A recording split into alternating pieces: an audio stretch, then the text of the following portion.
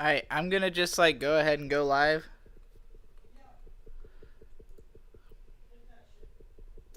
Word. We are live. I am live. Hello. Hello, everybody. It's me, Trixie, the Golden Witch, hanging out in front of this amazing picture of me as an anime cartoon witch screaming and hollering like a mad woman. Oh, the audio's coming through my phone. Didn't prepare for that. Alright. There are 8 viewers currently, so I'll just be waiting for people to pile in here to start talking about stuff! Talking about whatever really comes to mind or I feel like. I'm trying to do some live streams, because I'm in the middle of radically shifting my living situation, and I'm looking to make some money on the way through. If you know what I'm saying. Looking to make some quick bucks, do some super chats and stuff. If people end up giving me any. We'll see what happens. I also want to chill out. Be on camera a little bit. Have an excuse. I've filmed so much material that I have to edit. I'm terrified of actually working on, like, new things. Like, I would be really afraid to open up my camera and start, like, ranting or reviewing something, because it would just mean another thing on my plate to edit, and I have like literally over 20 videos that were filmed on this last trip. So, in the meantime, if I want to be on camera talking about stuff, it might as well be live. Hello, Trixie. How are you doing? I'm doing pretty good. I've been filming some stuff today. I haven't really been up for that long, honestly. I know it's like 8:30. Well, maybe I woke up around noon. Maybe I have been up. What was I doing earlier today? I feel like I did some kind of meticulous, bothersome task that takes hours that you forget about having done right afterwards. That sort of thing. How do you like your eggs? I like I like them in the style where like it's gooey in the middle, but it's like encased in the I don't know what that style is called. That's how Ari usually makes it. He's been making a lot of eggs over hash browns, which is pretty like a whole, like a hash brown brick, and then you make the eggs in the style I described and put them on top of it, and cut through the whole thing as you eat. That's a pretty good way of eating eggs. I'm also a fan of scrambled eggs when they're like ultra fluffy and light. Been a lurker since the cringy pony days. Glad to see you're doing well, matey. Hey, they were cringy. They were cringy pony days. I cringe at the pony days. It's been so long since I have seen you. Hey. Hello, Yarameshi. I have no idea how to pronounce the last name there. NKHN. Nkan? What kind of editing software do you use? I use Sony Vegas on the computer and Splice on my phone, which is really great. Anything anime related? I honestly have not really seen much anime lately. I did watch Yasuke, which is an American anime from Netflix that was made by Flying Lotus, the music producer, and it was like him and LeSean Thomas, like, created, who's a famous animator. The two of them seemingly conceptualized this show that's about like a historical black samurai at the end of the like after Nobunaga's death. He basically had to cut off Nobunaga's head when Nobunaga is committing suicide in this alternate history. But also in this world, the Mongols like won or still are around or something because they have mechs. And so he has to, like... There's, like, some crazy stuff going on in the show. I kind of had forgotten about it at first, because it opens with, like, a crazy mech battle, and then it becomes, like, a very, like, period piece samurai story for a while. And, like, there's this little girl who's supposed to be, like, got, like, some kind of special power that could revolutionize everything. But, like...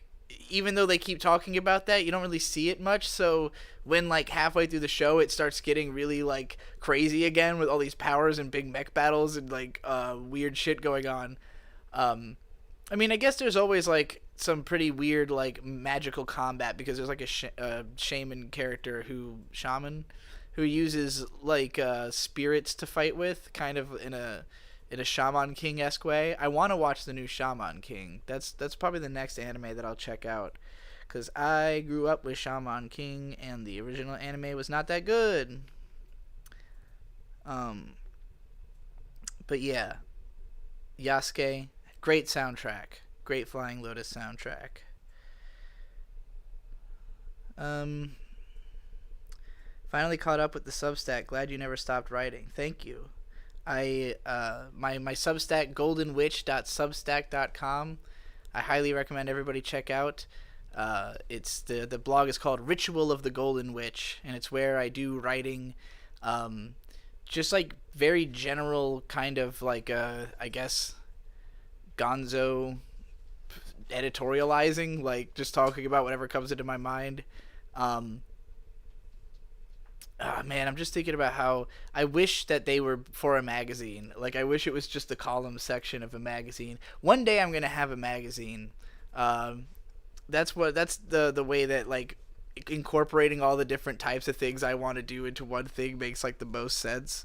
But I'm probably gonna have to find some way to create like an internet magazine. I mean, there's already Encyclopedia.zone did a great job of that. So I'd love to make something like that. That's a total tangent thought. What was I actually answering? Are you still doing fiction writing? I am. I haven't done a lot lately just because I haven't been setting aside time for it, and I tend to like to do it in just huge bursts where like I start getting into the idea and then I just want to like immerse myself in that universe and like just go with it until it's been fully realized. And it's difficult for me to even like sit around and think about the story too. Like after I've written one of the books, like with Kusomega, which is like the most recent fiction writing that I've released on the internet. With that book series, like after finishing volume 1, I immediately conceptualized volume 2, but then like didn't write it until like the next time I had a big push and went through like one half of it at one time. Then a few months later went through like the other half of it all at once. So like it's really a matter of like having an idea that I want to realize so badly that I'm willing to like say, okay, I have to set aside a whole day and write this book, because like it has to exist.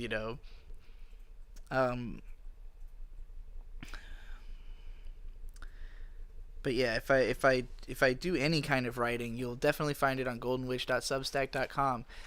I'm probably going to start posting like the text versions of my analytical videos and stuff there too, just so it will be more of a collection of my writing. Maybe like collect some old posts and have them there too, because like I love having a blog. I used to post every single thing I did on my WordPress blog. My sword is unbelievably dull.wordpress.com is the current name, but like in 2017 I lost the password and haven't been able to figure out what the fuck. Like I think it was because I created the account on a Yahoo email that I don't even have access to anymore. I got hacked like ages ago. So I can't find the password, can't get into it, and just kind of abandoned using it. But now that I have a Substack that I feel similarly towards about how I did WordPress or having a Tumblr, it's exciting for me. Can transphobes just leave? Thanks. Thank you, Androman. I agree with your advice. Are you going to leave this on the channel after live streaming? Yeah, all of the live streams that we do are kept in the People Movies playlist here on the channel after they're over. Yasuke had the dope soundtrack and fights, weak character interactions, though. Yeah, pretty much. I mean, the fights were pretty fun. I really did love the music. Flylo didn't just go for like a hip hop sound. It's like all over the place with different atmospheric types of music, and but still ultra vibey. And yeah, I would love to rap over some of the instrumentals in that show. Is Bakuman still your favorite manga? Probably. I still haven't read one that I enjoyed more than that. So, yeah. I'm going to say Bakuman is probably still my favorite manga. It's been a long time since I read it at this point. I have not seen much of Castlevania. Um, what I have seen really didn't do much for me, so I can't really imagine getting into it. But you know, it is what it is. Great to see you doing good for yourself. Have you seen Tokyo Revengers? No, I have not. How was your live performance at that show you were advertising? So I wasn't doing like a live, like I wasn't part of the show. Um, I filmed both, like I filmed two different concerts actually. At one of the venues, I'm currently watching Mint Salad on the other end of the room edit a video of her spray painting a mural that she did inside of this venue. But because we were just doing so much related to the show, I did a full actually I did a full set a few times to get like good live footage of what me performing on stage would be like if I were doing a live show. We're calling it Live from the Void, and I will have that. It's just a simple 3-song set that I did as like a practice go through. And then at the end of the second show, which is the one that Riley was actually hosting, the Vizier of Yig was hosting, I should say, because that's how you're listed on the promo. After that show, then like basically most of the acts were still just like hanging out, playing, rapping, being on stage, just like having a good time. So, they were passing around the mic while one of the dudes from Hot and Heated was still like playing on his guitar and just like shredding. And I being a metal rapper was like, this is my time to step up to the plate. So I did a performance of Get Action that Riley captured and posted on Twitter and stuff. So yeah, that's how that ended up happening. But I was given mad props from all of the rappers who were there who heard it, so I felt pretty good about it. I felt like I was performing to the audience I would have most wanted to hear it, sort of being able to like legitimize myself in front of all those rappers is like was the fun part of doing that at that time. You look stunning, Queen. Keep shining. Thank you. Skin routine? Honestly, I just use like a pretty basic moisturizer. My skin is usually not very bad, but it can get dry, so keeping it moisturized is the main thing. I have to shave every single day at least once, so I know my skin will start to get bad if I don't get some lasering done. So that's my next goal, is to just laser the hair off my face. Hey, a $15 super chat from Lye, L-Y-E. Here's to you and your BF. Listening to him talk about Apex Legends inspired me to download it again. I haven't played it in like a year, and I forgot how much fun it can be to mess around in. Excellent. Yeah, I never would have appreciated that game at all if not for playing it with Bird, because, I don't know if you like heard the, big review podcast where we talked about it or what, but part of what I was saying in there is that like we would get into a game and he would very much just like tell me exactly what to do, like, here, go over here, grab these guns, like, and we would land like very far away from all the action, so we had time to like kind of figure out what's going on. And him being talkative with the teammates and everything just made it like it's a fun guided experience to have if you're not getting used to it. Like having played it by myself, I was just confused and had no fucking idea what was going on. So, here we go. Another $15 super chat from Drunk Movie Talk. Opinion on Kevin Smith. His movies were influential to me when I was younger, though I've recently grown out of his work. If you don't have an opinion on him, what's the sexiest Shrek character? Probably the Antonio Banderas cat, right? But for the other question, Kevin Smith. So I haven't seen like all or even most of Kevin Smith's movies, and I feel like I know I would enjoy probably all of them, but I also feel like I'm like too young to have caught the moment of Kevin Smith. Maybe I'm wrong in thinking that, because he's still around and still doing interesting stuff. It's just like people are like have like such a strong impression of like his 90s stuff and like what it created, and like the idea that it was like super fresh and new at the time, whereas I've grown up in the post Kevin Smith world where everything is trying to sound like him, so like so for me it's like it's not novel, it's just good, you know, and that's fine. I've seen Clerks and I like it, you know. It's just like I'm not the type of person who would probably sit down and like memorize every line in the movie. You know, I think there are parts of it that are funny. I've seen the Clerks animated series actually. I watched that with Endless Jess because we were covering it on one of our attempts at the Plebe and the Weeb season 3 that did not go through. Like we watched it and filmed ourselves talking about it, but the footage just wasn't very good, so Jesse didn't end up using it. But like,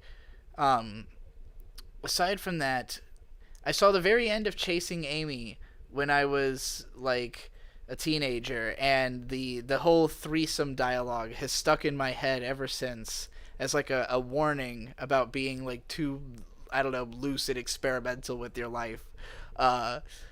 It's like a, you know, drawing lines in the sand kind of thing. Um, I'm trying to think. I've seen Mallrats. Maybe not in full though. Maybe I've just seen like bits and pieces of it several times on TV because they used to just run it all the time on television.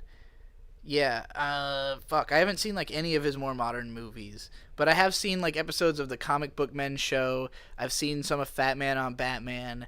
I've seen some of his like talks and stand up, and I've read some of his autobiography because my aunt has like a big fan and has it.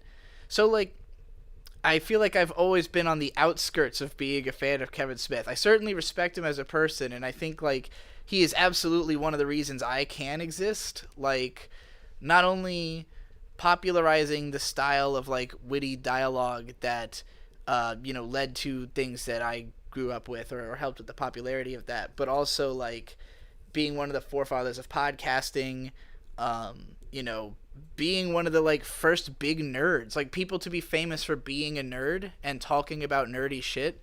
Like he is probably the person who is most capable of like releasing a podcast about any fucking nerdy movie and guaranteeing people will watch it or even pay to watch it, you know. Like that's the kind of legacy he's got. So I'd love to have a first live podcast studio. Incredible. Would you still be the Golden Witch if you dyed your hair? Yeah, I would. I mean, I'm doing this gimmick right now because I was already I've been the Golden Witch since 2011 at the earliest, because Trial of the Golden Witch has been my band name since then. I didn't intend. I did not make the name Trial of the Golden Witch thinking that I was the Golden Witch, but eventually I realized that all of my music is holding myself on trial. So the Trial of the Golden Witch is definitely my trial.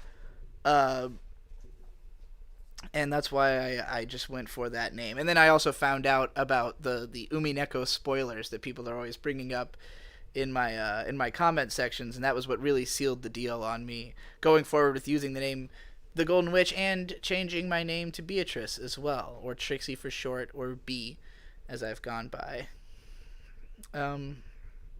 I like the 4:3 aspect ratio. Thank you. Riley was insistent we maintain it. I was like, should I stretch this out to fit the screen? He was like, nah, dog, that's Kino. You gotta keep it Kino. And I was like, aight. Are there analytics to the percentage of people who watch or listen to the music movies in their entirety and don't just skip randomly over them? I mean, there's analytics for everything, but like the reality is that would be most videos. Like YouTube video retention is never, like, typically it's something like a fifth of whatever the length of the video is. Like most people are going to either click off or watch halfway in and get disinterested. Like, you know, that's just like standard across the board on YouTube unless videos are super short. I'll have to compare Pen Only's retention with the Kino Cut Board Gazer retention. That'll be fun. Weeks. I mean, if the retention is bad on Pen Only, it's a minute-long track. I know the joke. The ritual about escapism really hit home for me. Live in this world, or whatever it was called. I shared it around a bit. Thank you, Gary, for sharing it around. But yeah, he's referring to the post Live in This World and Play in It that I wrote on my Substack, which is actually getting a video adaptation because our friend Asher, who's been editing some of the lyric videos recently, had an idea, I guess, or of how to turn that into a video. So I was like, by all means, anything to advertise my Substack, because that's my favorite place to be making money right now. Because, like, ultimately, I've always wanted to be getting paid to be a writer.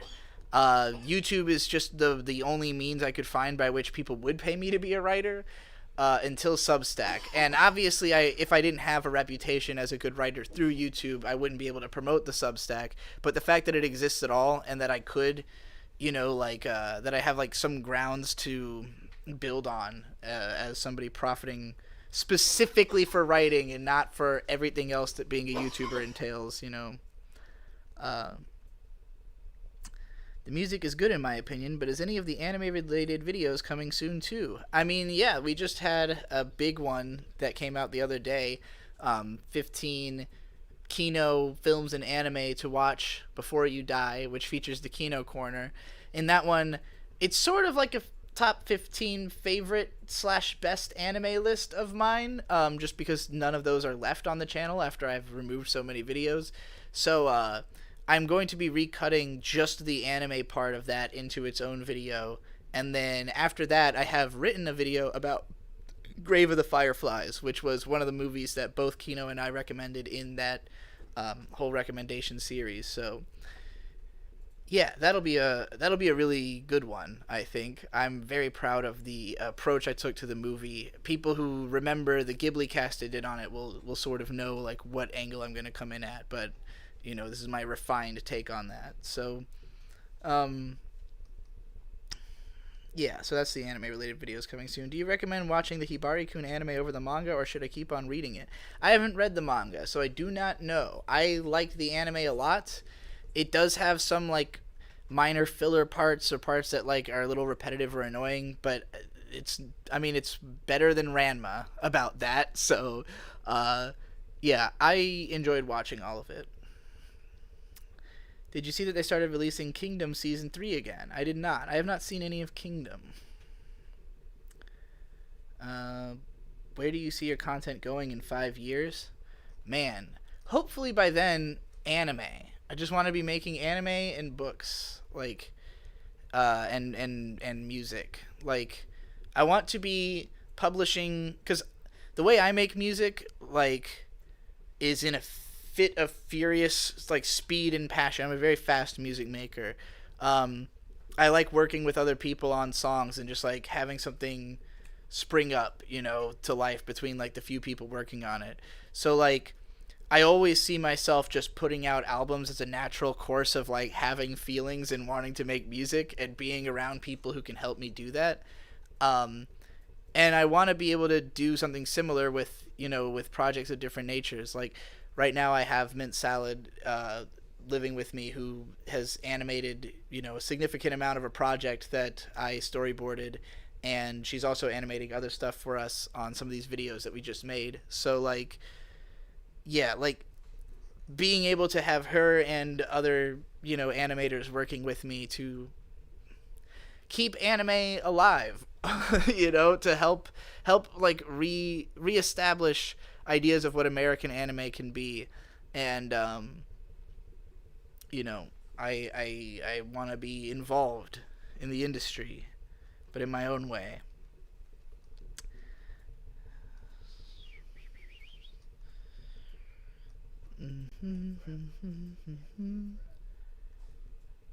You were the person who got me to watch K-On!, and that show changed my life, so thanks. I'm glad that it had such a strong effect on you. Have you checked out the new Shinbo / Nisio Isin show? I have not. I didn't know that was a thing. I'd love to see it. Sounds like something I would be interested in. Link to the tweet, please. I assume they're talking about of me doing Get Action. Just, what could they search for? ASE Presents, just search at ASE Presents and at Golden Witch Fire, and it'll probably come up before too long. Just go to my Twitter. Or go to ASE Presents and he'll retweet it. When I saw that in the chat. Okay. Have I ever considered commissioning a 2D or 3D avatar a la VTubers for use in content? Believe it or not, I have one. I just haven't gotten it rigged yet. I did, in fact, what's the word I'm looking for? Not contract, but commission. I commissioned Daniel Dussault, who designed Vito-chan, which is Vito's VTuber, to design me a VTuber of the Golden Witch, and I absolutely love the design. I just have not gotten around to hiring someone to rig the thing so that I can use it. But the character will kind of have an attitude like this illustration. It's not mince art style, but like this is very much the energy of the character that I'm going to that my VTuber is like. What changes from strangers have you experienced since your transition? Honestly, because of the fact that I am just like I am much more approachable and confident, people treat me a lot better because like I used to just kind of try not to have interactions with people at all. So like not looking people in the eyes, not like responding to everything people say, or being really mumbly and like difficult to communicate with, so that I can just be transient and gone, now I kind of want people to know what I'm about as soon as possible. Like I want you to see me, and if you're like, oh, what's this person's deal, then like within a few lines of dialogue you have a pretty good sense of like, oh, okay, I get it, you're just like a little trans girl or whatever, like it's whatever, that kind of feeling. Reading more. Do you recall why you dropped Chihaya Furu, and if so, why? I don't even really consider that dropped. I might have it marked as dropped on Mal. I do want to watch that show because I've heard it's very good, and I liked the first episode enough. I probably just thought I would never watch it at the time. Now that you are relatively deep in this new chapter in your life, from analytics to this new form of content and a dash of gunt, how do you see yourself or your content evolve over the next few years? I kind of already answered that when somebody else asked, but that is a funny way of phrasing a dash of gunt. I follow all of Yig on Twitter. Did you ever did an interview with Yes Weird Stories? Oki's Weird Stories. Yeah, we did. That was what we recorded that just last night, right? Yeah. That will be the next episode of Void Gazers, and it went pretty well. He was like, I'm a fan and I don't understand why you've done the things you've done. And I was like, well, here's why. And he was like, are you sure this makes sense? And I was like, I think so. And he was like, well, I can't convince you otherwise, so I guess I'll let you do whatever you gotta do, and that was kind of how it went.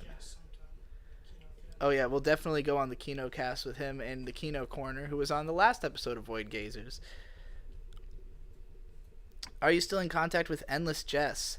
I haven't talked to him in a while. I mean, like, when people ask me if I'm in contact with somebody, it always like, I'm like, does that mean like capable of contacting them, or does that mean like currently talking to them, But like, I'm capable of contacting Endless Jess, but I have not talked to him in a while. Reading any manga recently? No, not really. I haven't really been reading anything lately. I've been on this iPhone, and I just like using it. How often do you read actual novels compared to light novels and anime? Not at all, unfortunately. I really should read a lot more. But I tend to only Riley's holding up the Phone Losers of America book, like, read this goddamn book. You gonna come advertise it? You gonna come talk about Brad Carter's? I do want to read this book, especially now after having listened to like 80 fucking hours of PLA on the last road trip we were on. Now I have to know what secrets are, because now I have a relationship with Brad. Now we're friends in my mind. His voice is already a voice in my head, so now we're a parasocial relationship with Brad now. It's okay, I'm really friends with him, so it doesn't count as weird. Gary always says everyone should just follow Vizzy. That is the best way to keep track. Riley's a lot more likely to talk about what's going on than I am, because I'm like the type of person to be like, oh, I gotta figure out like exactly what I have to say and how I want to look when I take a picture of myself to say it, and like where am I gonna frame it, and Riley will just be like, here's what's up, like, so it's much easier to too brusque. Sometimes, I'll just feel somebody will ask me something, I'll just give them like a really direct answer. Right. People don't always like. Well, some people really want them direct answers. I think that's what I'm not diplomatic. I think that's what Gary Always is trying to suggest, is that people like him who want the answers, they gotta follow you. It's also where the music videos are. Do you feel happier now? I do. Happier compared to as when I was not out of the closet and having fun going on epic road trips and shit. Vito is cool, says Sweet Life of Dio Brando. Who is Vito? Can someone link? Literally Vito on YouTube. He's a regular guest on the Dick Show. He did a video of vaping Belle Delphine's bathwater that first got him popular, and then he did a bunch of really popular Star Wars cinematic basically, when Mr. Plinkett didn't cover the new movies fast enough, he stepped in to do it. By being the... They did cover the first two, I think, yeah. They haven't covered the third one yet.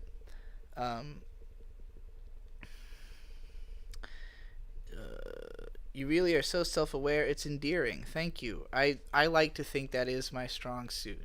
I mean, granted, I think that if you hung out with me in person, you would realize that like there are places where my self-awareness fails. I have like just little autistic habits or like non-realizations of social conventions sometimes that people are like, what the fuck, like, why are you like this? And I'm like, I didn't know, nobody told me. But I do try to live in a state of self-awareness. Have you ever seen Hajime no Ippo? I've seen like the first 15 episodes. All of my friends were really into that show. It's definitely... What? Oh, okay. Yeah, we'll just have to, be aware. The friends of mine were like all into Hajime no Ippo, but I mean, I know it's the kind of thing where it's like it's really good, but it doesn't have like a strong personal appeal to me. Like I'm not as like hot-bloodedly motivated by watching it as some of my friends were, but I do like it. What do I think of Mushoku Tensei? I talked about that on Cantant back when I was on that show, but I don't like it. I don't really get anything out of it. What's the best, shortest OVA off the top of your head? Probably Prefectural Earth Defense Force. It's like 45 minutes. It's a funny 80s parody sci-fi.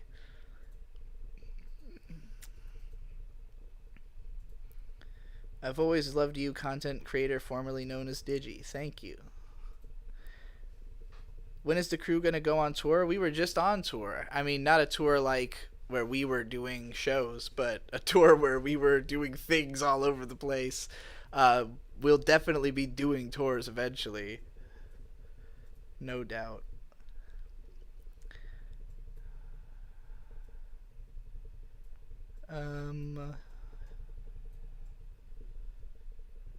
So who on the PCP/XPCP are you not on complete bad terms with? As far as I know, I'm only on bad terms with Ben. I don't think I'm on bad terms with anybody else. I mean, Mumkey, I guess. If you're counting like that far back. I don't know what terms I'm on with Jeff Thu. I've said a lot of mean things about him over the years, so he has every right to just be mad at me forever. But I have like no real reason to be upset with him currently. I think pretty much the only people who like are like actively, I mean, Mumkey's like not out there fucking talking about me all the time. He just takes pot shots here and there, but Ben is like actively A-logging me right now. So that's some behavior I can't really sit by. I can tell you're a girl because you use an iPhone instead of a good phone. The iPhone 12 is so fucking good though. Like, I got this particularly because of the inward facing camera, because like I what? Why can't I say that? People don't like the inward facing camera? Look, as a vlogger, it's convenient to have a nice inward facing camera. I just got a $5 super chat. Aaron Harrell with $5 says, have your opinions of other content creators changed over time, and do you still contact Econ? I most recently talked to Econ to have Victor take his stuff off of my hands because I didn't want to have Econ stuff coming with me. But I mean, he's always on Twitter, and he's a very easy person to get. If you need to talk to Econ, you can talk to Econ. That's always going to be the case. He wants to talk. Have my opinions changed of other content creators? I mean, I haven't been watching a whole lot of shit lately. Like, I basically had a realization around the start of this year that a lot of the YouTube content I watch is stuff I don't really pay that much attention to or care about. I just have it on because, like, I like the person's style and their personality, so, like, it feels like it's non-abrasive to have this content on, but I'm not necessarily taking it in or paying attention to it. It's just there. Like, something like Better Than Food book reviews. Like, I like his book reviews, but I'm never going to read any of the books. Like, I know this at this point after years of following the channel and not having read any of them. So, like, sometimes I might be specifically interested in this or that book and be paying more attention, or maybe I'm, just eating food and threw this on because it was the video that's out today, and, but there are times where I would just sit there and kind of like zone out thinking about other shit and just leaving, just like going through my YouTube sub feed and playing like another Matt McMuscles video about what happened to some game, and like don't care about these games and their histories. It's not really my it's not really information I'm interested in. It's just presented in a formula that I like. So once I realized that a lot of that type of like formulaic content that I wasn't really getting much out of, I just stopped paying attention to. So recently, like, I only kind of pop into YouTube here and there to check out like stuff that's maybe relevant to, like, maybe a new album comes out and I want to check out like what Fantano has to say about it, or just use YouTube to listen to it. But yeah, like, I can't think of a content creator I've been like super excited about on YouTube recently, to be honest. I still haven't seen Gosenzo Sama Banbanzai. I want to. You ever heard about the Cyclonials visual novel? I have not.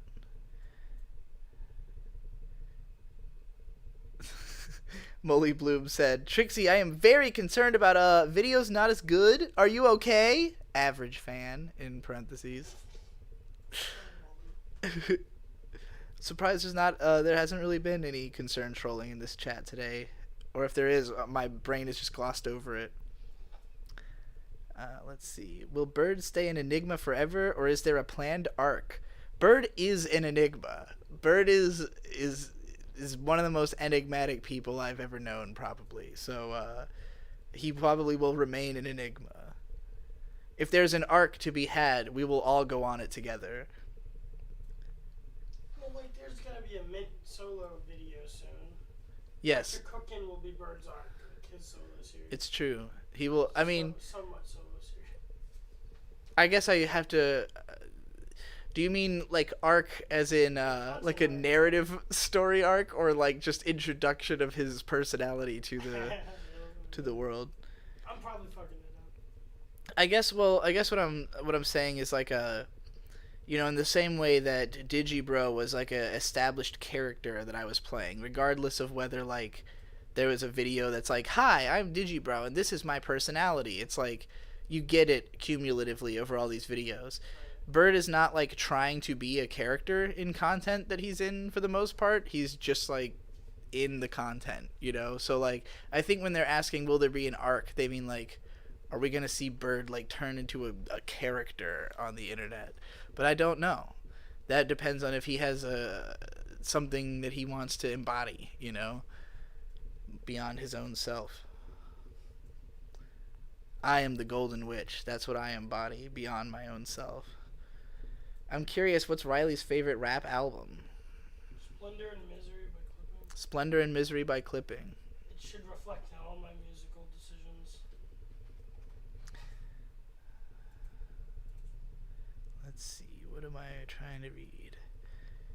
How do I feel about the idea of dyeing my hair blue? That is what I was thinking about doing for the summer. Because I'm trying to really... It's difficult. Seasons come and go faster than I anticipate them. And I'm trying to have, like, seasonal wardrobe shifts as I go. But it's difficult to actually, like, just buy an entire fucking wardrobe worth of clothes at the start of each season. So I kind of have to cycle through, like, okay, what is still usable, what can carry through, and what newly do I need to add. And, like, I try to base everything around, like, for spring, and you'll see this in all the, like, the fashion posting I was doing on Instagram throughout our last tour.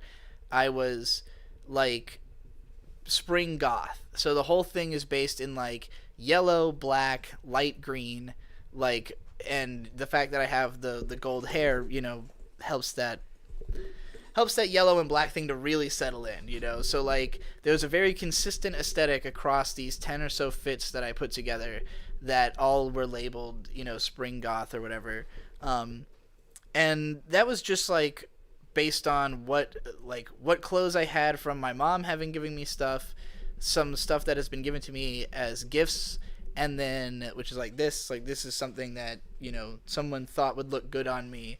I have more clothes that, like, I've bought for myself and combined into all that to create, like, the aesthetic I had for the spring wardrobe. But, like, moving into summer, I want to move in a different color direction. So I'm thinking blue. I'm thinking blue is the way to go. Bright, colorful blue. Anyway.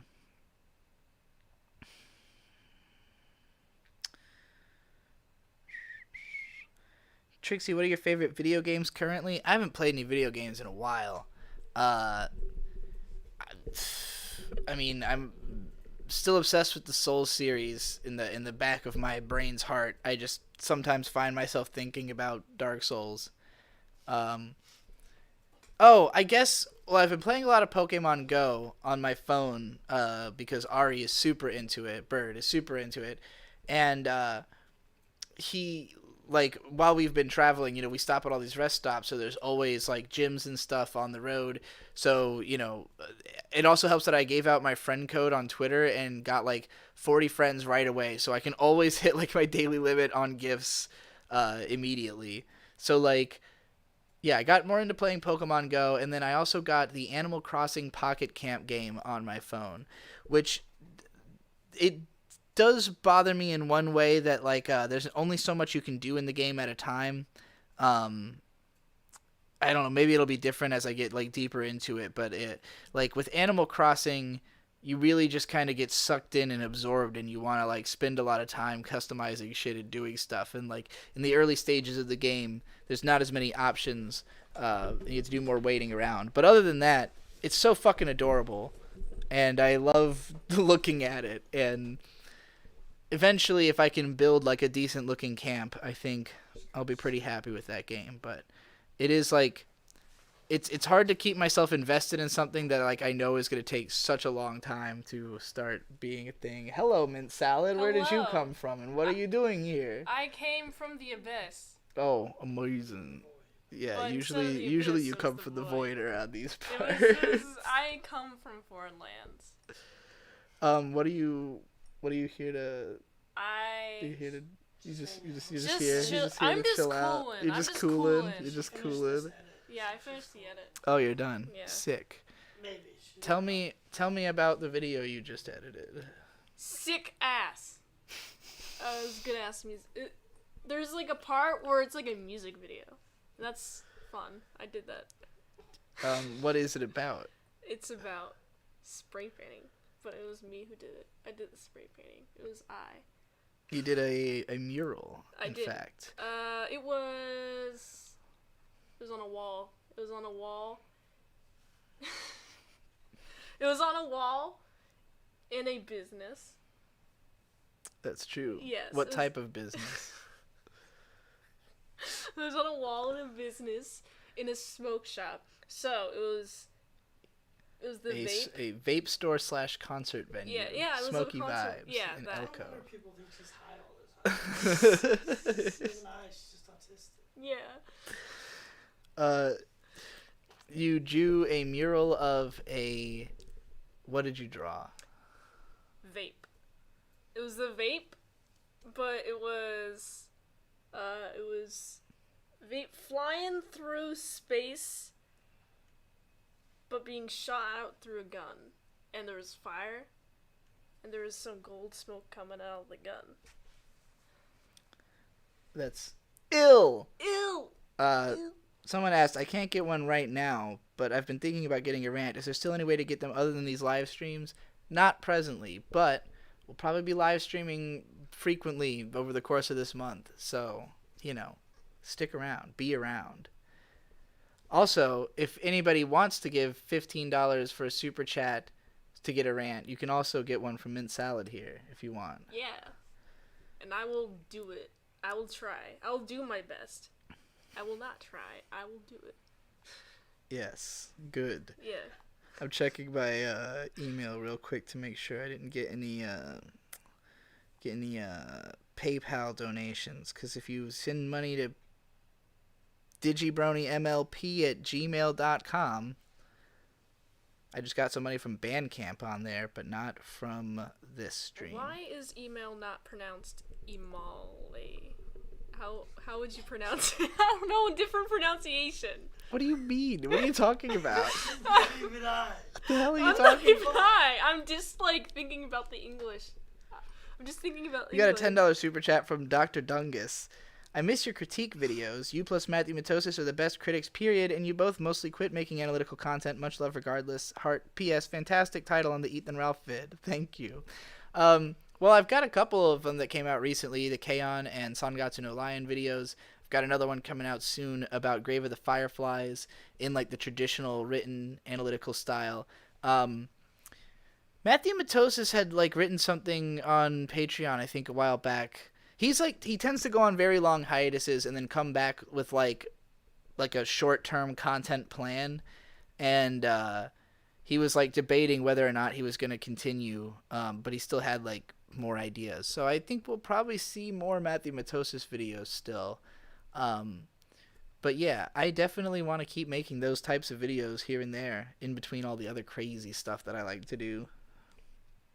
Absolute Unit Mint Salad, said Ryu Zakikia. Thank you.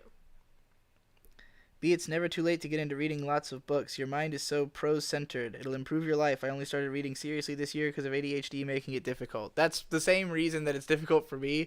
Because I've tried to bounce between... Like, I've tried audiobooks, but I really can't pay attention to that because I have to do something physically with my body while I'm listening to it, and, like, I just will stop paying attention eventually if I'm moving around or, like, just... Right. I'll start thinking about other things over the audiobook. So, like... Very much like that, too. It helps me a lot if I can just read the whole fucking thing in one go. Most of the books I've finished, I just read in, like, a couple days or a day, depending on the length of the book. So, like, but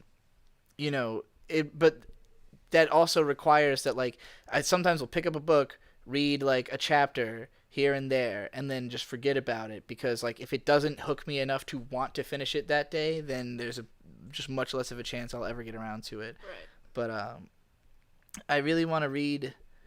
I would like to read The Name of the Rose by Umberto Eco. I tried to read it when I was like 19 at Ghost Lightning's house, and I couldn't parse it at all. And then I tried listening to an audiobook of it, and I could parse it and was starting to enjoy it, but it was just really, again, I struggle with audiobooks. So I think I could probably read that now. Are you fine with being called bro? I mean, if somebody's like, whoa, bro, I'd be like, that's not a gendered statement in that context. But if you're like, you're my bro, I'd be like, well, that's weird. That's reasonable. Bronies, though. Well, they would just say brony then, you know? I think your black eyebrows could clash with blue hair. Might want to bleach them a bit. I'm scared to bleach the eyebrows, but I guess people do it. Um, you should play Bang Dream Girls Band Party. I'm guessing that's a phone game. Maybe I'll check it out. I don't usually like the music in a lot of those Japanese phone rhythm games. And yeah, someone asked, can I still call you Digibro? No. Digibro's dead. Digibro died of weed overdose. He's the first case. But, You heard it here first. Science. yeah, Damone said, Digi's dead, OD'd on weed. This is Trixie the Gold Witch. I'm glad that people know that that's the canon that's out there. Gary always asked, have I come around on Splendor and Misery? I have, because of listening to it. The proper way to listen to that album is like 2 a.m. hurtling down the highway where you can't see anything. Like, it makes you feel the atmosphere of the album much more closely. Anthemic Lullaby with $10 says, I'm thinking of making a series of videos about genocide and mass killings in history, but I'm too lazy and unmotivated. P.S. I'm the one who asked you to rant about Round Valley Massacre years ago.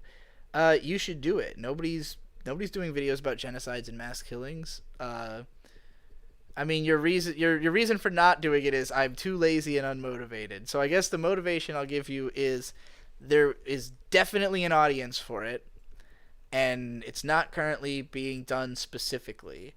So as long as you do it like halfway competent, people will be glad that you did it. What's my IG? I'm Golden Witch Fire everywhere. You can find me on TikTok. You can find me on fucking Instagram, Twitter. What else is there? Instagram, Twitter, TikTok, and I guess Facebook. But I'm not really on Snapchat. You can Golden Witch Fire on Snapchat. Is it? Can you find people by just names on Snapchat? Yeah, you can. Okay. But I pretty much post like if you following the Instagram and Twitter and TikTok will get you all the unique content, because anything I post to other stuff is usually reposted from those places. Right. But yeah, at Golden Witch Fire on all of those, and then of course you should also, if you are on TikTok, follow Rest Stop Reviews, my incredibly Kino series of so far like 22, I think, Rest Stop reviews. Let's watch one right now so everybody can understand. Oh my god. Let's go. This is... That was Michelle's TikTok. Michelle has a poppin' TikTok also. I'm not on TikTok. I don't... Hold on. Let's go ahead and... Shelbourne Rest. No, start over. We are here at the Shelbourne Rest area in the middle of Nevada between Wendover and Ely. One of the most gorgeous valleys that I've ever been to in America. White Cap Mountains overlooking sunny dry fields as far as the eye can see. And I guess this one's a historical landmark, part of the Pony Express. They've even got this cool cowboy cutout in the middle out here. Beware of rattlesnakes is kind of an unsettling sign to have on a bathroom, but it's really more of an outhouse once again. Also across the street, there's what looks like it used to be some kind of motel or something, but I don't think it's operating. Because of that, I can't in good conscience give this more than a 7, but damn if it isn't so gorgeous, I have to give it a 7.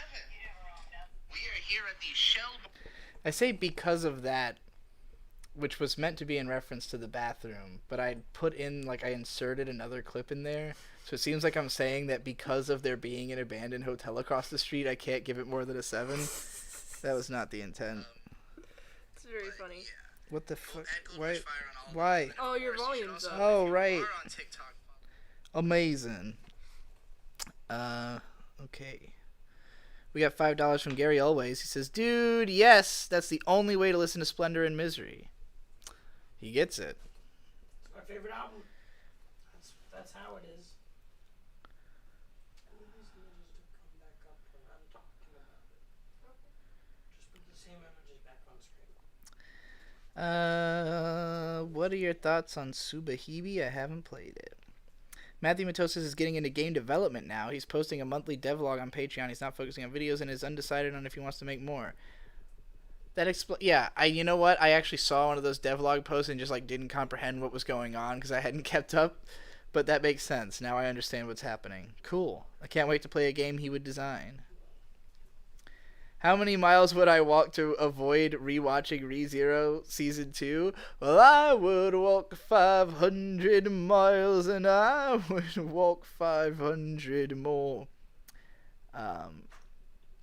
Is sis more or less weird than bro? Sis is much less weird than bro. It's fine to call me sis. It doesn't not make sense.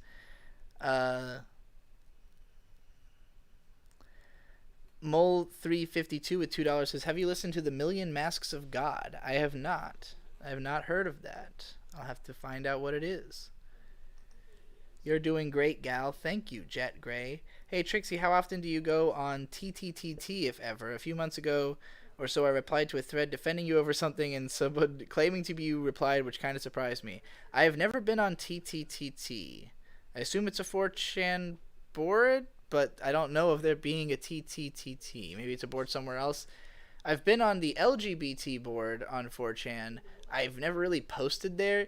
I don't really post. I'm not a poster on Chan. I mean, first of all, the only Chan I ever use is 4.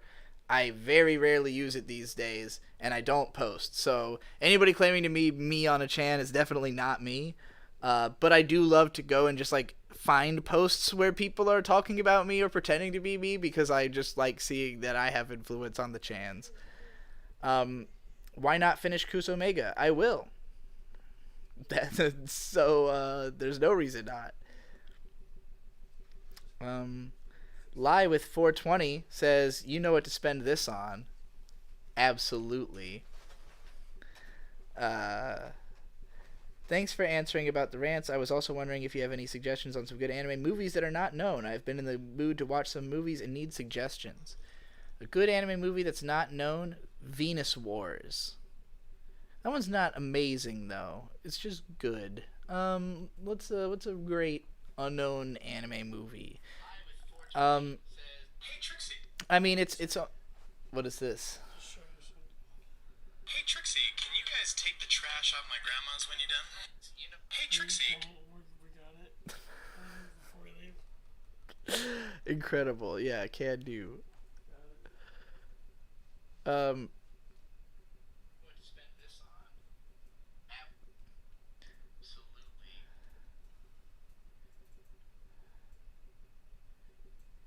Do I know about Blanchard's transsexualism typology? I have never heard of that.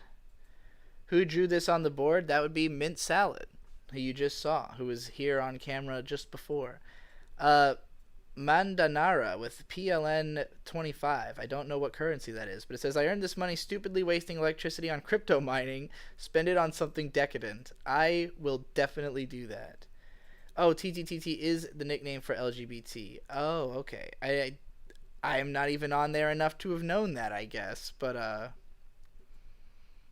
is that a joke on it just being, like, overwhelmingly trans? Because, I mean, they always have threads for, you know, for LGB and T, but I do think it probably has more trans people than other categories.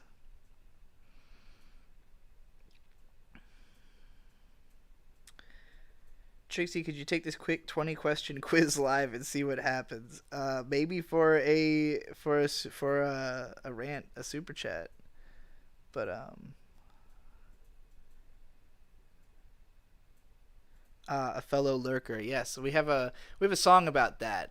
Vizier and the Golden Witch. We have a track called Lurker's Anthem that is about being a lurker and how we see everything everyone's doing, and so it's real goofy when people do shit and like do stuff like talk about you and don't tag you, but like inevitably you're going to hear about it. Like if you're somebody who spends any time on the internet, you just see everything everyone is saying, you know. So like because people will send it to you, and because, you know, lurking, I guess people, like, I think the funniest thing about the internet and the reason that people thought in the beginning that it had this so-called Wild West, like, appeal is that people thought nobody was seeing what you were doing there. Like, oh, only internet people are on the internet, so, like, only they're gonna see it. And it's like, like, you know, famous people won't see stuff that lowly regular posters make. It's like everything on the internet's visible to everybody all the time, anywhere, and you should just count on the idea that they will see it. You know, like, just bet on if there's any reason that they should see it, they will. You know, that's kind of the theme of that song. Advice for getting over nausea from relationship stress. Also, you've literally retweeted articles criticizing Blanchard. I might retweet the article without knowing really what it's criticizing. Maybe I just read the criticism and was okay with it. Getting over nausea from relationship stress. Oh, go outside, touch grass. No, that's the best I got. The transsexualism typology is a meme on TTTT about essentially real liking men and fake liking women, trans women. I see. I don't think... I would not agree with the typology if it's broken down that simplistically, but, you know... all of the discussion about trans issues online is difficult because, like, even people who are experiencing it... like, speaking personally... having been in the closet for so long and not really like, I wasn't out there watching what other trans people were experiencing and realizing that, like, other people might be feeling similarly to myself until after I, like, you know, like, I didn't start going on LGBT, for instance, until last year because I didn't consider myself LGBT until last year. You know, like, I didn't like make a point to be a part of, like, any kind of community around being trans because I was not identifying as trans, and as a result did not understand like what kind of behaviors that I have are, like, indicative of being closeted. And so, like, when I see people online now in all different sectors of, like, the trans conversation, I see the difficulty that comes in, like, a lot of these people can't really communicate what they're feeling very well, or don't understand what they're feeling very well, or are so caught up in, like, their own, you know, personal hangups and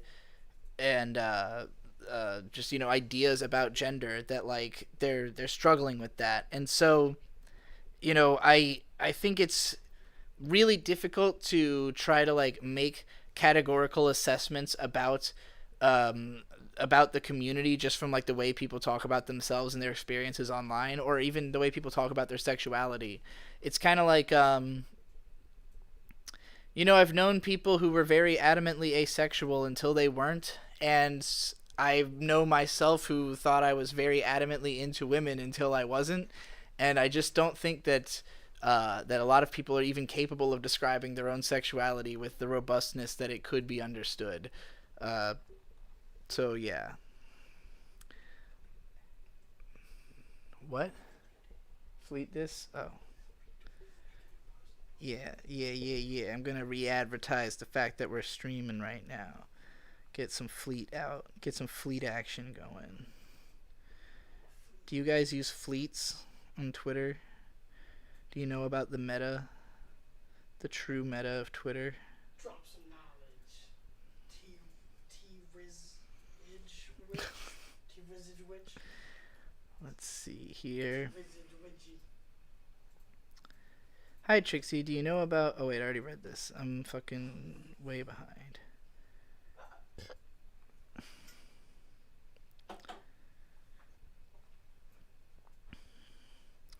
To be fair, going to 4chan for anything but people telling you that you won't make it is a bit silly, lol. Biz is unironically the worst place to go for financial advice, too. You know, it's I don't necessarily agree with that, because I think that the magic of 4chan is that it will give you every answer. It's not necessarily that they'll give you only negative answers. It's just that most people aren't used to hearing negative answers ever. Like, you know... when I'm off the internet, I realize that the average person is like 1,000 times nicer than the average internet denizen, and would never just like randomly point out to you flaws about yourself and personality. It's only on 4chan that people are going to like viciously and immediately attack the most obvious things about you and then work their way, through from there. But there also will always be somebody who's representing the other side, even if it's just to be contrarian to the other people. Like, people will decide they like you because other people hate you, just to have another thing to argue. And it's like, I feel like that's the best thing about going on there is just like, you can look at it not as like, oh, I'm trying to find out like what's the consensus or something like that, but just like, let me have the opportunity to see every possible response, and then if some of those are positive, then you can go, okay, well, that's at least I have that to work with, or legitimately you can work, see some of the negatives pointed out that maybe you didn't notice before. So like, I guess I'm opening myself up to be scrutinized by the LGBT board. I guess I'm just throwing my ego out there and being like, please rate me. I said rate. The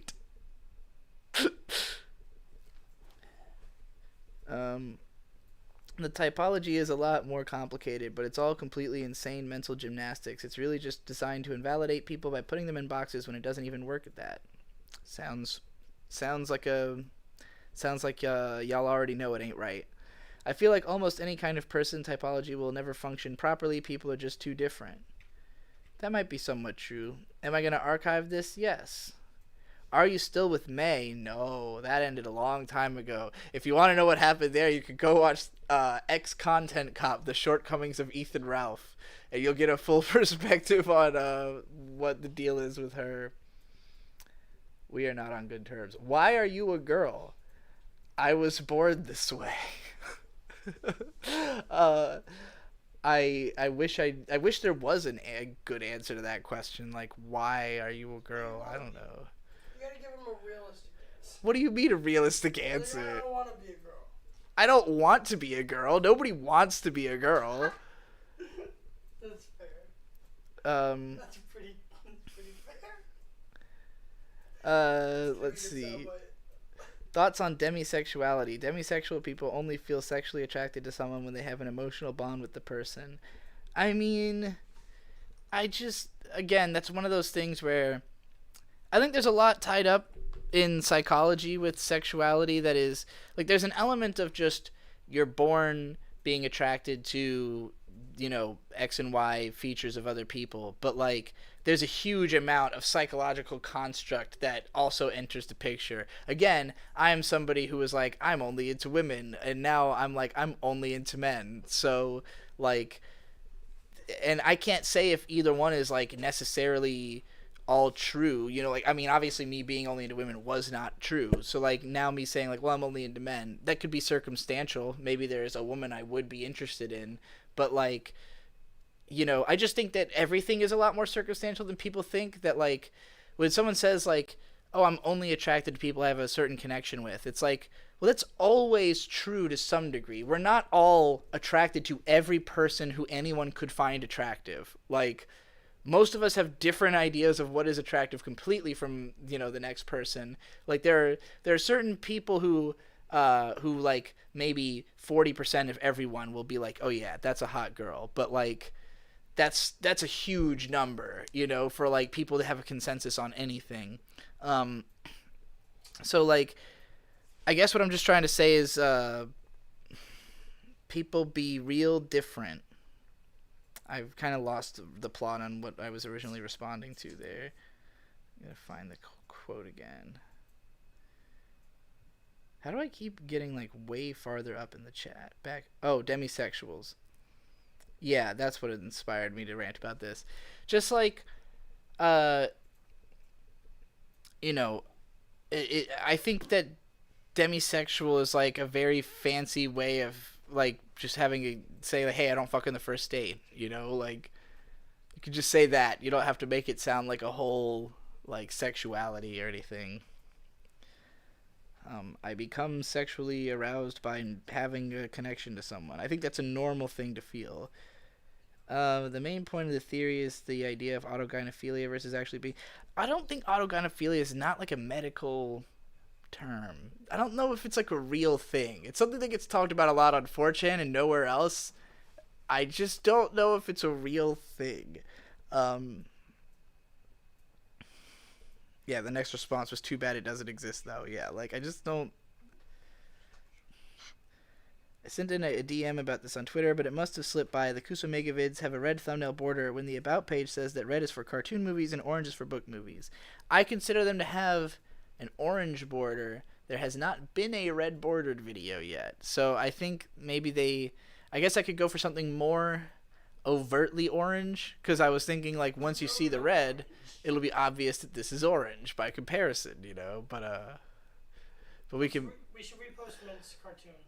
Yeah, well, I was just going to give it a red border and put it in a playlist. Like the stuff that's on the After Dark channel can just be in the main channel's playlists once it's been given proper thumbnails, you know? Gotta get a cartoon out. I'm exclusively attracted to people who I have no emotional connection with. That's funny. Talk about the Subway sandwiches just haven't been good since they fired Jared. Oh, I just watched a video about Jared by somebody. I don't know. Ari was watching it in bed, and I just watched it with him. But it was about, like, this full story on Jared Fogle and how he was, like, just a massive pedophile. Just heavily involved with a lot of children. It's amazing how it seems like every time there is, like, some kind of rich pedophile, they manage to do an absurd amount of pedophilia before they get caught. It's fucking shocking. A lot of people feel arousal by their own body. Why would trans women be any different? That's true. Well, I guess looking at it now is somewhat orange. I think it would be clear in comparison. Yeah, that was the idea. I agree that it could be more clearly orange. I still get so hyped, IDK, if that's the right word, to the rant you went on the trans trenders in response to, but I don't want it to be trans with Dick Show community. I honestly don't remember that. I'm sure I was very drunk at the time. I'll have to look back into that rant. I'm sure it was good. I'm sure I killed it. I'm sure I slayed. Are you going to do more of these live chats? Also, I would def want to pay for a rant. Smart Queen. Yes, I will do more of these live chats for that very purpose. Hello, I like the witch drawing. Yes, Mint Salad drew this. I'm a big fan. If you haven't seen this character, I've been... my avatar on all the social medias, Golden Witch Fire everywhere, is this little Golden Witch character that Mint created for the Lil Lecture thumbnails. I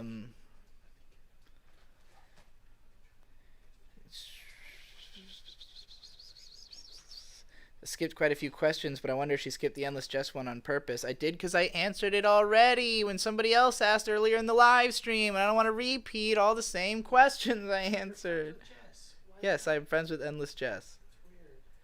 Hey B, favorite Bjork album and song? Mine is Post and Innocence. Badass dance beat from Timbaland on that one. God damn. I like Post and... Fuck, is that the one that has... I haven't listened to a ton of Bjork, but the one that has State of Emergency... That's probably my favorite song by her, and whatever album that one's on. I think it's the one after Post. What is it called? It's Homogeneous, I think. Homogeneous, something like that. I can't believe what happened to you, bro. What are you doing to yourself? I am not doing anything. Just lost some weight. Hello. Took some breast growth drugs. I heard I am drawing. What am I drawing? You're drawing? Yeah, I'm gonna draw. Add color to this. You're gonna add color. Yeah. Fascinating. What is my favorite isekai? Probably Log Horizon. Log Horizon is my favorite, and then Tensura. Those are the best. Homogenic. That's what it was called. Björk. The song is called Joga. State of Emergency. Have you watched Beastars 2? Any thoughts? I watched the first half of it for content, and I don't think we ever got to the second half. Or maybe we were like 8 episodes in. We watched a bunch of season 2 and talked about it, but we didn't finish it. So I haven't yet, but I will. Okay, real question. Are you doing a Let's Play of RE8, and would you smash Tall Vampire Mommy? I would like to be warmed in the embrace of tall vampire mommy, but She's the one with the mommy milkers.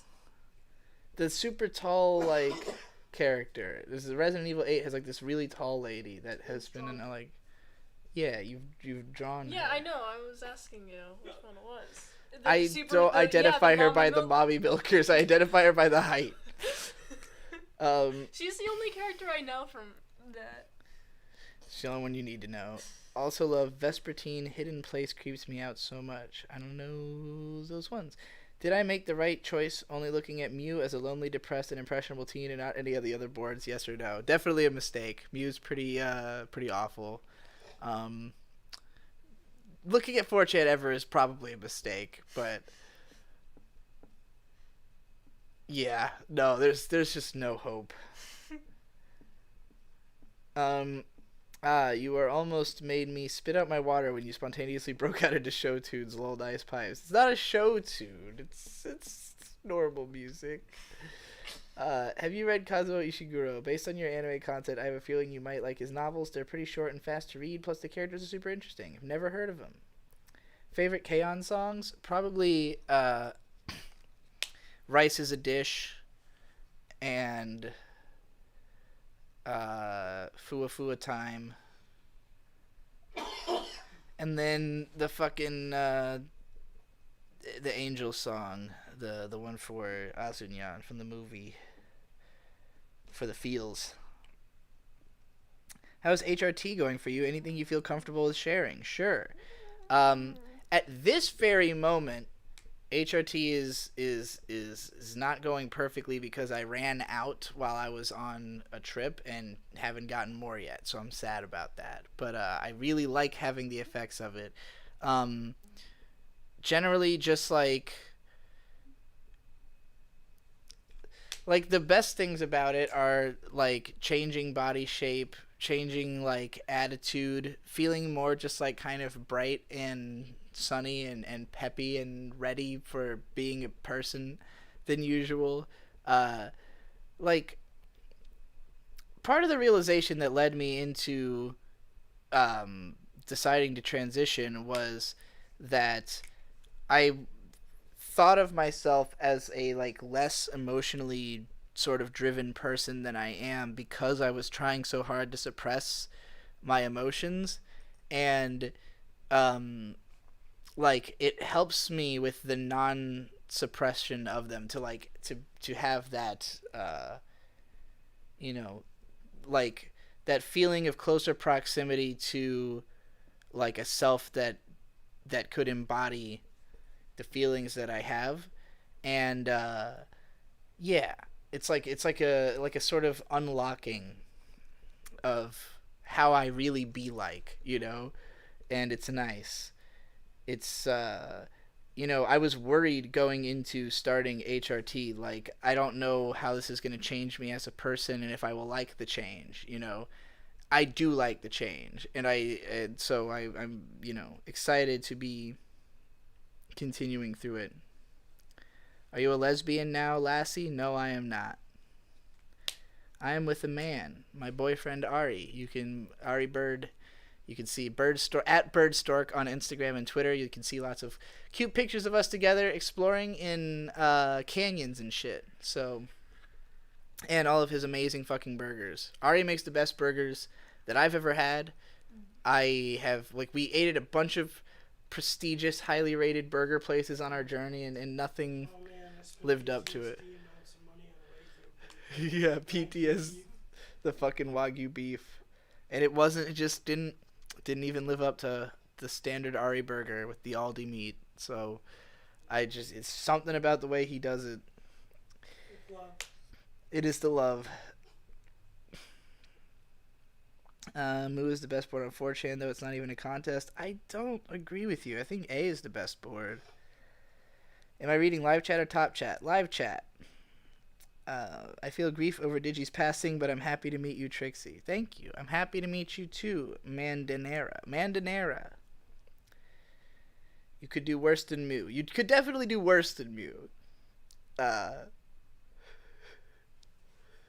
If you were on MLP, I think that's probably the worst board on 4chan. And I'm not saying that as like a spite thing towards bronies, as a former brony. It was just a really fucking bad board. At least last time I checked. Are you a fan of the Dot Hack games? I never beat the first one. I liked it, but it was like a little bit too complicated for me at the time that I tried to play it, where I was like very new to RPGs. So I'd be curious to give them another shot. It seems like a type of game I would enjoy playing even today, though I know there's a lot of load times. How goes the stream so far? Miss anything interesting? Asks Mo Diggity. Hello, Mo. Just chilling out, answering questions, letting Mint draw this amazing. Well, I guess you're shading. Yeah. This incredible depiction of me as a witch laughing maniacally. Is the Dot Hack video still up? If you mean the one about the anime director I admire most, yes. I believe so. Unless I'm wrong. Ryu Zakikia just said, last Valentine's Day I had sex. Apropos of nothing. Is that a Drake lyric? Mo Diggity said you miss, or rather, Damone says Mo Diggity you missed a Bjork karaoke. I mean, I can always bring back the Bjork karaoke. What do you think? Do it. A state of emergency. That's where you'll find me. Hi B. I remember in one of your old vlogs you said that being an artist/YouTuber wasn't a good lifestyle choice for most people. How do you feel about it now that you're more experienced? I still think it's a terrible lifestyle choice for most people. I mean, frankly, you will figure out if you're the right person to do it or not because you'll be compelled to do it. Like, most of the people I've known who are, like, really committed to, you know, to, like, living by way of art, it's because they just won't do something else, you know? So, like, I think that that's the only type of person that, like, there's, I guess it's like there's nobody you can tell, hey, you should do art, you know, because, like, either they're going to or they're not going to. Would you recommend anyone become a YouTuber as a job? No. Especially not specifically if you're doing it just as a YouTuber and you don't have, like, other, like, I consider myself to do, like, I work for, you know, the Patreon money or the Substack money or, like, whatever else I'm using at the time. Like, the ad revenue from YouTube is a secondary. So, like, I don't necessarily consider myself a YouTuber as my career. And I wouldn't recommend that.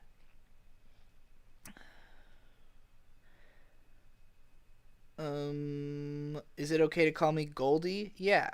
Goldie's fine. That's one of the names we've used. Is the Kona pizza still your favorite food, or are you no longer a fast food stan? Kona pizza was not fast food. That was a real-ass restaurant that had a really good pizza. It's not my favorite. Ari's burgers are my favorite food. Just flat out, particularly when he makes this fucking, like, this, like, special form of, like, a sriracha mayo that's got garlic and all this other stuff in it. Oh, It's that's just- what that is? Yeah. Okay. Cool. It's got all kinds of stuff in it, but it's just the fucking the Ari burgers are like transportational, you know? Yeah. And also the coffee steak that he makes as well is really fucking good.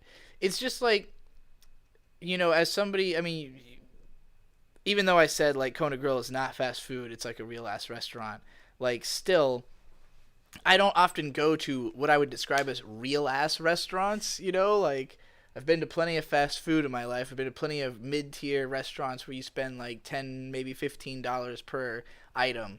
But Ari is just at the things that he cooks. He cooks them to a level that is above any restaurant I would go to. So like it feels like I'm getting to live like a different kind of gourmet lifestyle by incident of having somebody who can make really good steak and burgers living with me, and chicken. I mean, any kind of meat, he can pretty much make it perfectly. So yeah. Gary always says I do a very good Björk. Thank you. Since it is Mother's Day, what do I think about Rosa from Umineko? Honestly, it's been too long. I can't barely remember what I actually know of the Umineko plot. Yo, Olive Yig, you seen Invincible yet? Insanely well-written superhero show about the human connections about superpowered, harassed, and sometimes megalomaniacs. Riley, do you want to come talk about Invincible? Nah, I don't want to go over there. Okay. Working. But I've read the comic book, and I watched the whole show. I'm very excited for where it goes. It's one of the comic books I really like. I had Mint read like at least 10, 12 issues of it. I'm a big fan of Robert Kirkman. I don't like the main company comic books very much. I've read a lot of them, but then they're whatever, they're a company. Yeah. But I'm a big fan of Robert Kirkman's independent work. All the Image comics are great. Everybody should read Tech Jacket and The Astounding Wolfman, and obviously The Walking Dead. But Tech Jacket is like a Blue Beetle character. Give me that tea. And The Astounding... No, right there. The tea bottle to your left. What are you doing? Back to the left. Behind the whiteboard. Yeah. Tech Jacket is like Blue Beetle, and the Astounding Wolfman is a rich Bruce Wayne type who gets attacked by a werewolf, and so now he has to deal with the fact that he's a literal werewolf. So he just becomes a superhero about it. These are in the same universe as Invincible. Invincible has a couple spin-off comics. You should read all the Image comics though, like Spawn, I think and Skybound's a good company for action figures. Beast. This is a group of people I like. Beast. The stuff they make's good. Yep, I have not seen Invincible yet, but I've seen the memes. And I know that Ari has he's either seen the whole show or just seen most of it through bits and pieces. I know he read the whole plot synopsis and was really into it. Fanfix Rocks with Australian $20 says, "G'day, please rant on the negative points on the pub crawl and your ex-partner and the specific people on pub crawl except for cider." The negative points on the pub crawl? I mean, what were the negative points of the pub crawl? Pub crawl was great. My ex-partner, I assume... My ex-partner and the specific people on the pub crawl except for cider. So is my ex-partner like my like May? Is that like thrown in there, or is it a partner? Really? It's the only person who would have been my partner on the pub crawl would be Cider, the host. Confusingly phrased, but you said except for Cider. So the specific people on the pub crawl. I mean, we had Asher was on for a lot of it. Asher is still friends. We have her editing lyric videos and stuff.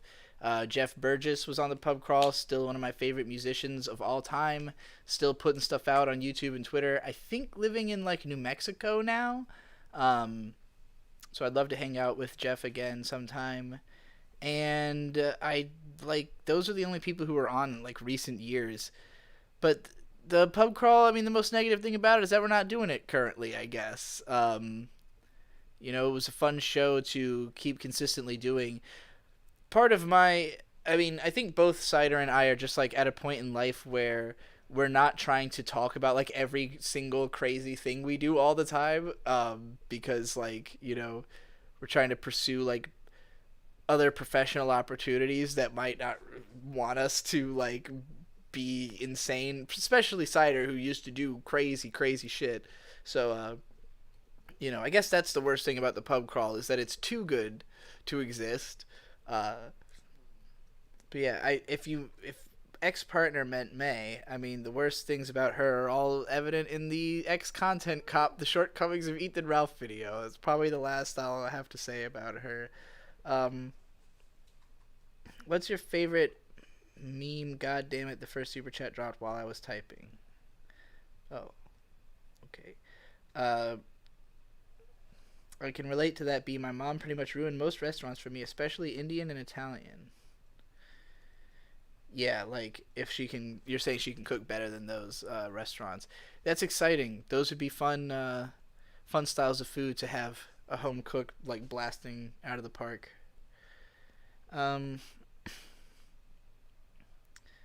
If people said must be May, surely. Hey, Bacaraptor's here. I'm about to get knocked out for a medical procedure. How many more times are you going to change your name before I wake up? Well, let's see. I will probably, following on the trend, I'll have to move on to, like, the next game from Umineko. What's the newest one from Ryukishio 7? I'll have. Well, there is a new Higurashi anime that came out recently, so I'll have to watch the new Higurashi and find a character to name myself after from that.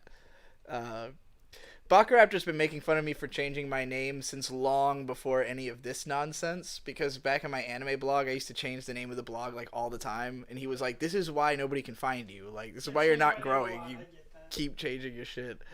I had a lot of names before I just said fuck it and used my real name, and now I don't regret that at all. I just want to know if Cider finished the PhD so I can go to sleep. I'm pretty sure he had finished it last time we did a pub crawl, if I remember correctly.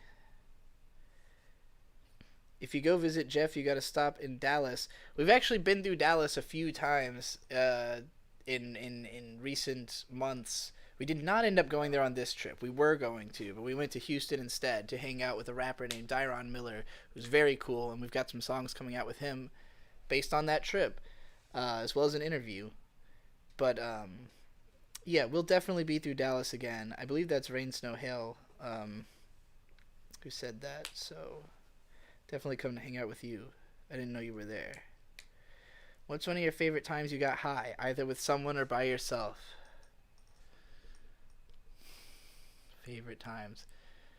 I mean, like, when I first started smoking and watching anime films, it was like a magical experience because I just felt like more zeroed in and like capable of being attentive to minute detail than I had ever been. And it just like felt like I was getting way more out of every movie I watched, especially watching like Ghibli movies that are so over the top with, like, you know, how much detail there is that you could get out of it. So, like, I don't know. I don't think like drugs are ever going to be as good as the first time you had a really great time on it. You know, you'll always be like in the shadow of that best high you ever had. But that's the best I could think of. Like, the most excited I remember about being high, basically, is like first experiencing it and being like, wow, everything's different. Everything's like everything is more of it, you know? Still play Apex Legends? I have not been. Not since talking about it. I tend to have a curse where if I talk about something, then I stop being interested in it unless I really draw myself back into it.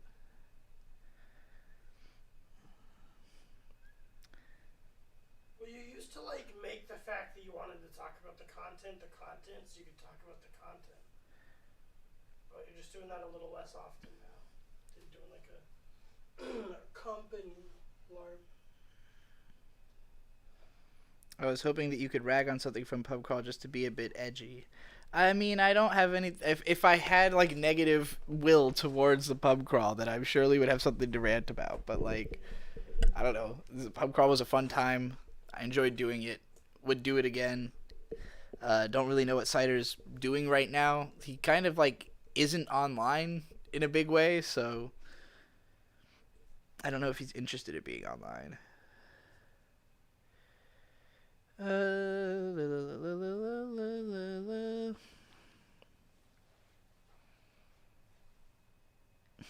Did drugs make you trans? No.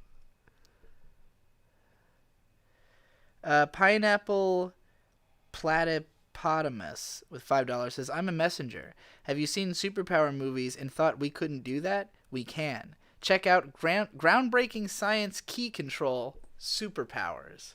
Well, I will definitely have to check out groundbreaking science key control after that sale. Sounds exciting. Yeah, Mitt is hype.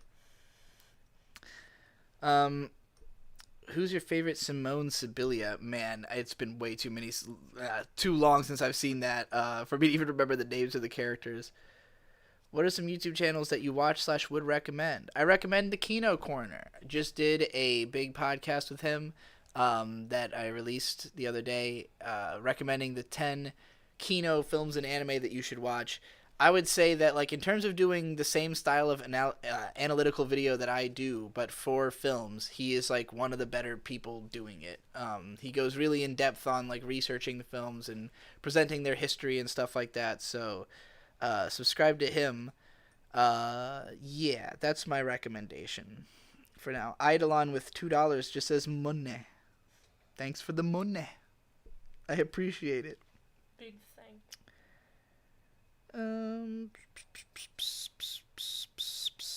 Favorite Miku song? Oh man, it's been so long. I haven't really listened to like any modern Miku. Like the first thing that came into my head was Melt, but that's just because that was like the first one I remember. I always liked Love Is War and fucking World Is Mine, but I feel like I must have had a favorite at some point that I'm not remembering. I liked the like hard rock Miku takes, or like the Meek Gazer shoegaze Miku album in particular. Oh right, I was gonna go check my email, see if anybody PayPal'd me. Doesn't look like it. Alrighty, let's see here. I wish we could just get high and talk about shit. I mean, that's where I'm at. I don't know if I'm allowed to smoke on this live stream. Are you allowed to smoke on YouTube live streams? I'm getting it. I don't know from my producer. Eric Kahn does it. I like his channel. What do you think, chat? Should I light up right now? Should I light grab- up a I'll Smith? grab you a joint. A joint? You have to smoke it alone. Oh, I have them right here, actually. Do I have a lighter? I'll grab it. Mint can smoke with me, can't she? Well, she's quit drugs. That's right. She's not allowed to have any. Sorry, Mint. I'm a sober one. Sorry about your sobriety. Whoops. I don't want to smoke fucking right. Fuck weed. Stop doing drugs. It's bad for you.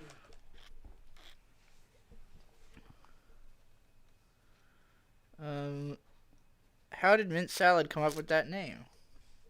Oh boy. Well, it was a You don't have nickname. to get that close to it. All right, cool. I'm glad I don't have to. Just look at the camera. It's behind you. Oh. He's not the camera. You're already on camera. It was just a nickname given to me at one point by a friend. It's like, hey, you're Mint Salad in my phone now, and I'm like, okay. Just out of nowhere, just Yeah. Yeah, so that's how I came up with it. I was just like, I'm gonna steal that. And then it was the coolest name I've ever tried to give myself, because at that point, I had been trying to come up with a nickname that other people can call me, and I didn't have one yet, so that's how it came to be. incredible. So you didn't come up with it, No. is the answer. Yeah. I need something to ash this in. I got you. What am I doing? Drugs don't make you trans, but weed does make you gay, says Kai. That tracks. That tracks. What are some hobbies you've always had fringe interest in, but not the time or money to invest in pursuing? I mean, I'm getting more and more into fashion, and I'd love to get into, like, sewing and doing DIY type shit. I have a sewing machine, and I vaguely know how to use it, but I haven't, like, committed to trying to, like, really get into it. But that's like, to me, ever since I was a teenager, I've thought like the coolest way to live would be to have everything be DIY. Like, customize all your clothes, customize your house, like just have like the coolest, most personalized setup that you possibly can. And like I reflected that a lot in my room with all the posters and everything. Even though I don't think I ever got like that inventive about it. Um, except for when I was like putting stuff on the ceiling, I guess.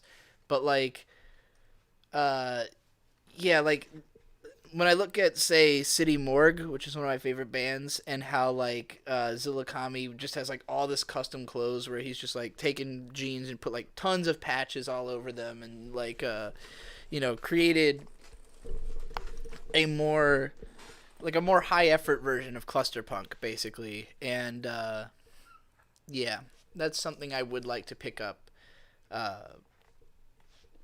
I don't know what I would sacrifice, like, time-wise, in the name of pick. That's always the problem, is, like, man, I really don't have time to pick up new things without giving up something I'm already doing. So, like, maybe one day I'll just realize, I haven't felt like doing a song in a while, but I'm gonna sew this fucking shirt today, like, who knows?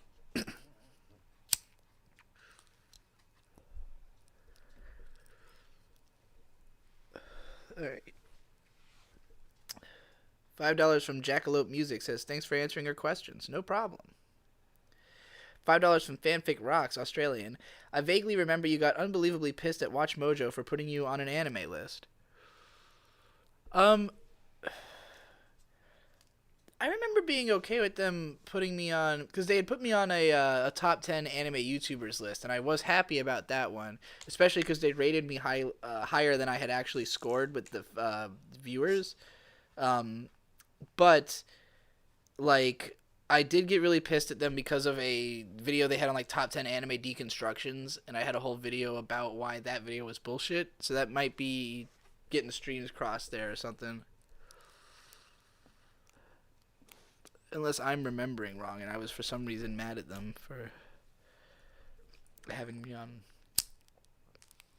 I'll keep letting this joint go out.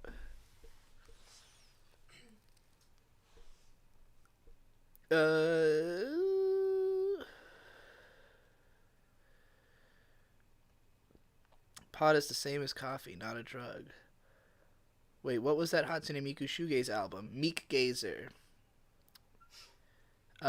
Smoking a blunt with Digi is on my bucket list for before I quit. Absolutely.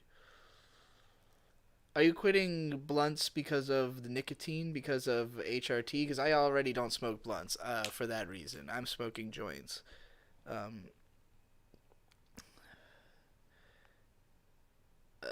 As an anime only, what direction do you think Attack on Titan is going in? Should only be about 16 episodes left in the series. Well, I already know like some spoilers for the end of the manga, so I know what direction it's going to go in. I'm excited to see it. I don't intend to remain an anime only. My intention is to read the manga so I can do a video about it. Probably whenever Season 4 Part 2 is slated to come out would be the ideal time to drop some big Titan content. Honestly, why trans? I don't know. Like, it's such a hilarious question. Like, it's something I'm trying to do. Like, I ask 4 or 5 times a day. Sometimes we arm wrestle over it. I don't get it. I'd be a girl when you could have just been, like, a digital entity. yeah, a digital cyber You could demon. have been non-binary, but you chose trans. You'll have to regret that someday. I was identifying as non-binary for a while. I'm a non-binary supremacist.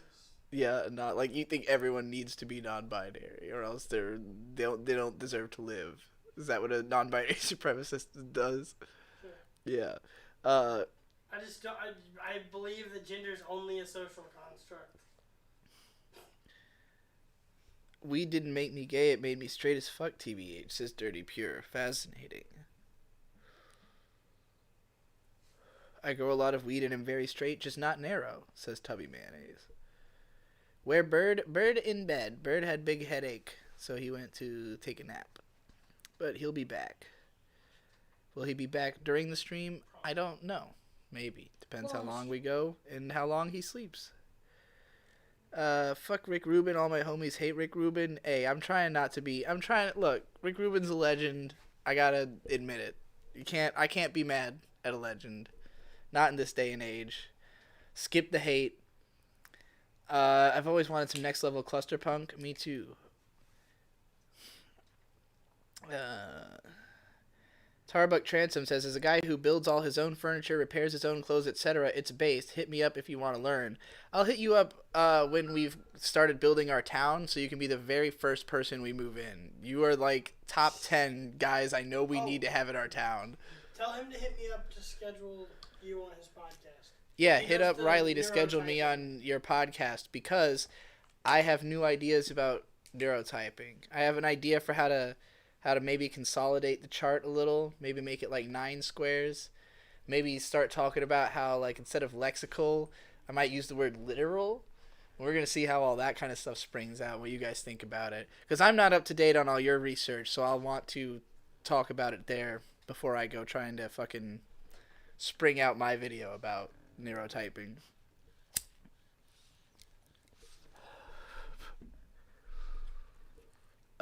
Let's see.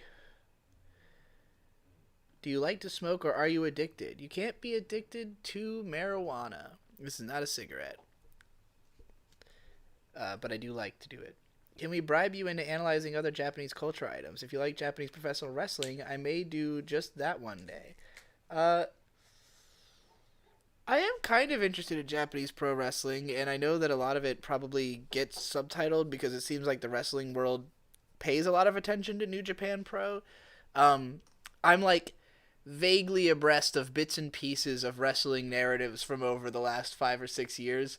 So, the biggest problem for me with wrestling is that I don't really enjoy actually watching the wrestling that much. Like, I've never been huge into shows about two big dudes throwing each other around. I was never a huge Dragon Ball Z fan. Was never a huge wrestling fan. But, there is some appeal in there, especially when, like, somebody can, like, I don't know, it's more interesting to me to hear, like, Jesse talk about wrestling, and so if there were more people who were just, like, telling wrestling stories in a cool way on YouTube, I'd probably, like, get to a point of keeping up with that, but I can't really see myself, like, keeping up with wrestling. There's just so much of it, and you'd really have to be into it in a way that I'm not, I think.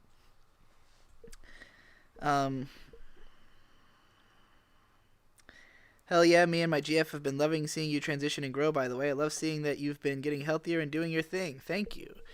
I've reached a good health equilibrium, I think. I had lost a shit ton of weight. I've put back on like 5-10 pounds on recent days because we went through Texas for a little while, and maybe we ate Whataburger 4 times in 48 hours. Maybe that happened. Maybe I tried all 4 of their specials. So, I gained a little bit of weight going through Texas, but I actually kind of like, I think because of the hormones and the fact that I work out, the way that my weight filled back in was different from how it had been before and much more appealing. So, like, that was kind of a nice, unexpected thing to happen. We got a couple super chats here. Fanfic Rocks with $5 Australian. For on the air, folks, who has the better barbecue, Memphis or St. Louis? I have not been to barbecue in St. Louis yet, so we did drive through there. I think we literally just drove through it though, because I saw the arch. But yeah, I don't think we stopped in St. Louis. Did we? No, we stopped right outside. But Memphis. No, I haven't eaten. We ate barbecue in fucking Nashville. Sorry. So yeah, I've only had it in Nashville. I went to Pork Brothers Barbecue, and that was very good. Don't vape nicotine either, kids. Vape mods hurt. Vape mods hurt. Jay Juller, $15 says, would love to hear Mint rant about Digimon. Oh, Do you know anything about Digimon? well, Incredible. I was only introduced to. Something about the way you turned around just now is just like, here come the milkers. They're getting brought out, like presented. That's very funny. I've only really been introduced to the first few episodes of Digimon. Although when I did watch it, I did like the concept of like evolution of like it first starts like normal, like first starts as baby and then you get like the teenage, but like like when they're fighting they get into like this big ass form and then they like return back to normal form until they like eat, and they have to like eat a lot. I found that interesting because I was actually comparing it to Pokemon. Because even like that had been initially what bothered me about Digimon, right? When I first discovered it, because I was like, well, why would they change back? Like, right. They should stay. It's evolution. Like, it. You don't revert. It's just like but it's Digi-evolving, not regular. Okay. I've only watched the first few episodes, not seasons. But yeah, the first.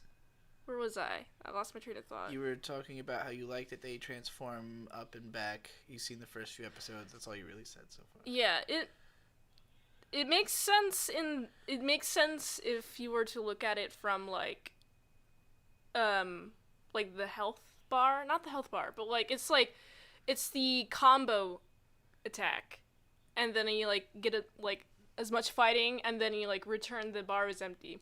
I see it like that. I think of it.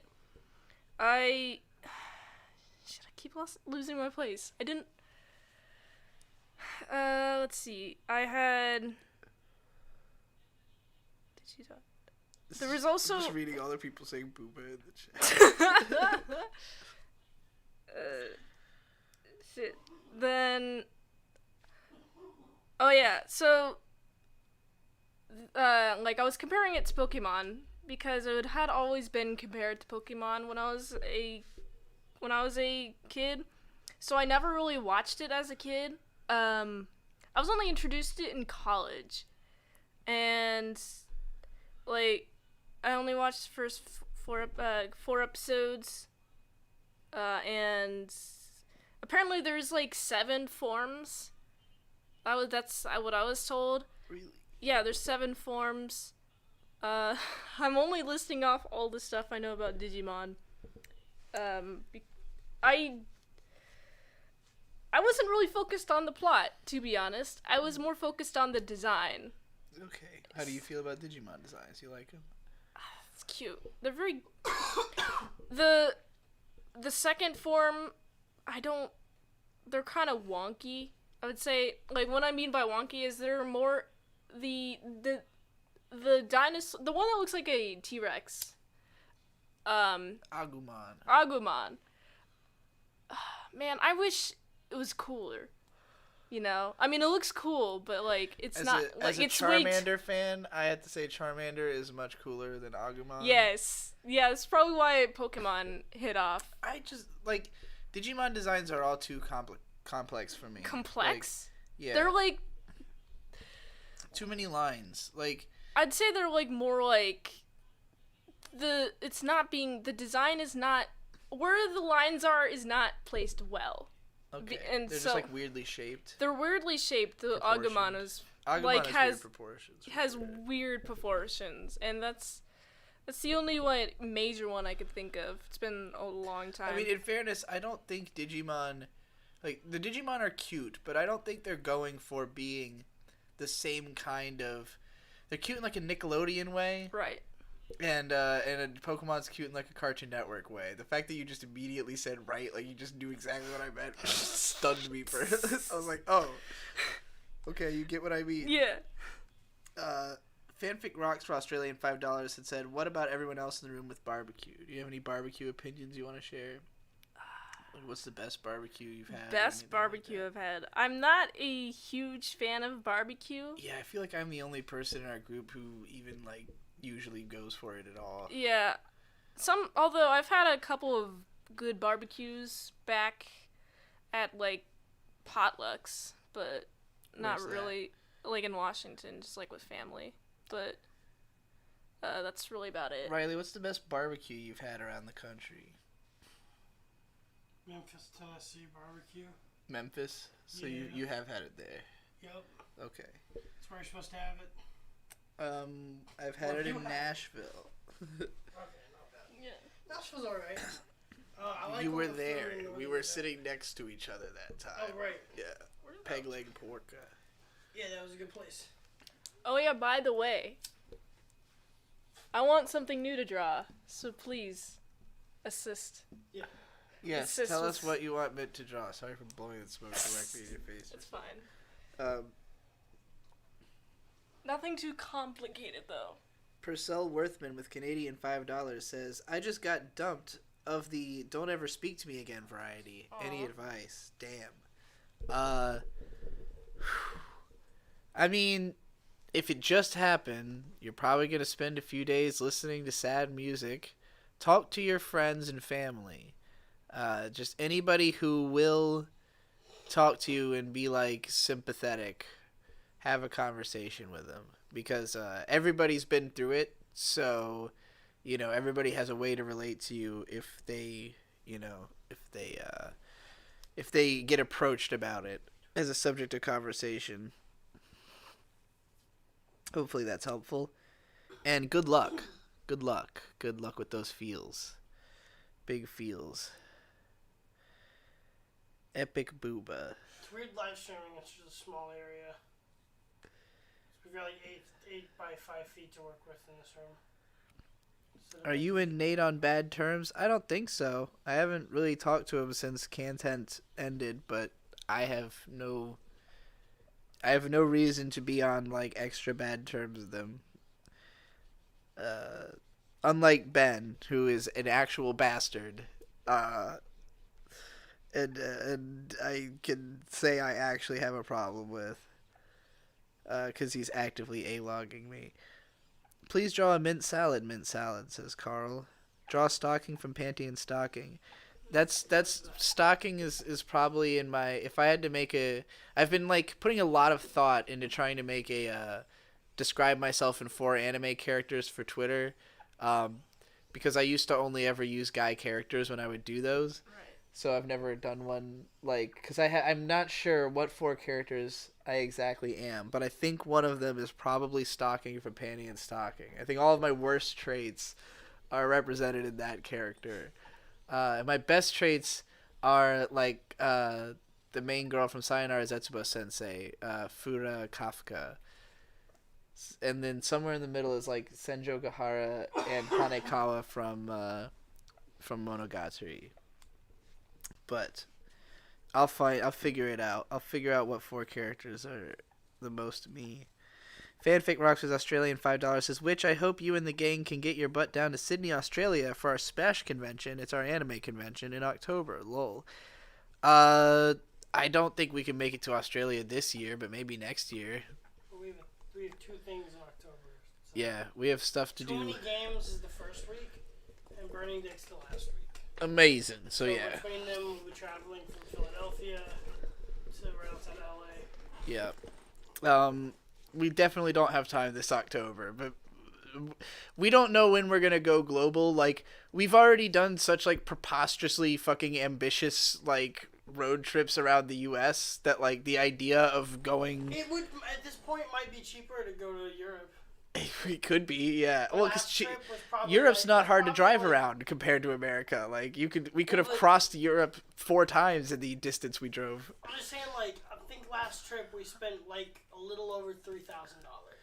On like hotels, food, gas, and yeah, that's it. Hotels, food, and gas. we What else needed. is We there? needed hotel and we needed internet. Yeah. Well, we had a couple problems come up that you're gonna make a video about later. That we had to Yes. spend a lot of money on. Yeah. But that's not even on the low estimation 3K. We could have Right. just gone like we could have flown to Europe or something. Yeah. Literally. Bro. Well, there's 4 of us. It would have been like $4,000 to round trip us all to Nah, Europe. I mean it would have been like $400 a ticket, right? Tops. I think it's more than that. 4K. I don't know. Let's Maybe. not talk Actually, it's about not it. that much more. I Because I don't think it care. was like 300 or 400 I'm to get seriously Hippo thinking out it's to like, Radcon. It's like similar to the prices. I've looked into us doing the Canadian train, Yeah. the big train. They have a big train. You know, the Oriental Express. I didn't know they had a big Orient- train. Orient I've heard that Express. name. Yeah, I've heard of There's that. a movie about it. It's a very long train. Maybe any Canadian listening. Philippines. Yeah, how much does that cost to go to? We could go there again. I think it was like Well, you could go like, again, we could go. the tickets were very expensive. Like being there is cheap. Well, But do you think it was like more than $200 for the tickets there? Like yeah, 3, 4, where at? it was definitely like probably well over $500. Like I don't know. I remember it being very expensive. You may have flown pretty comfortably. You got Delta. I just did regular Okay. Delta. Anyway, let's see here. What have I read? Not read.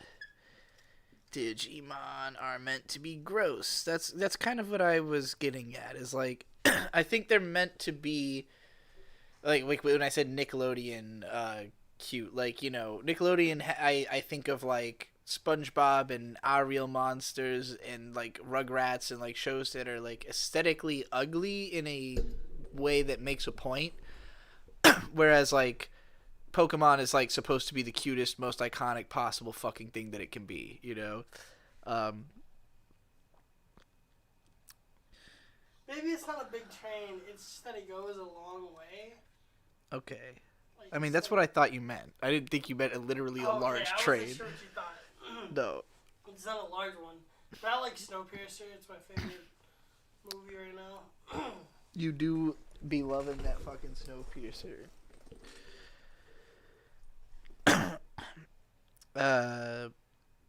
To people asking what happened to Content, it ended. I was summarily.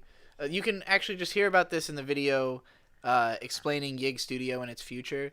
I have like a whole bit where I talk about that. And yeah, have you ever considered visiting the Philippines again? Absolutely, I'd love to go there again. I thought I would have done it by now. I've kind of always, there are certain things in my mind that I go like, all right, well, this is something I have to set aside like a week and $1,000 to do.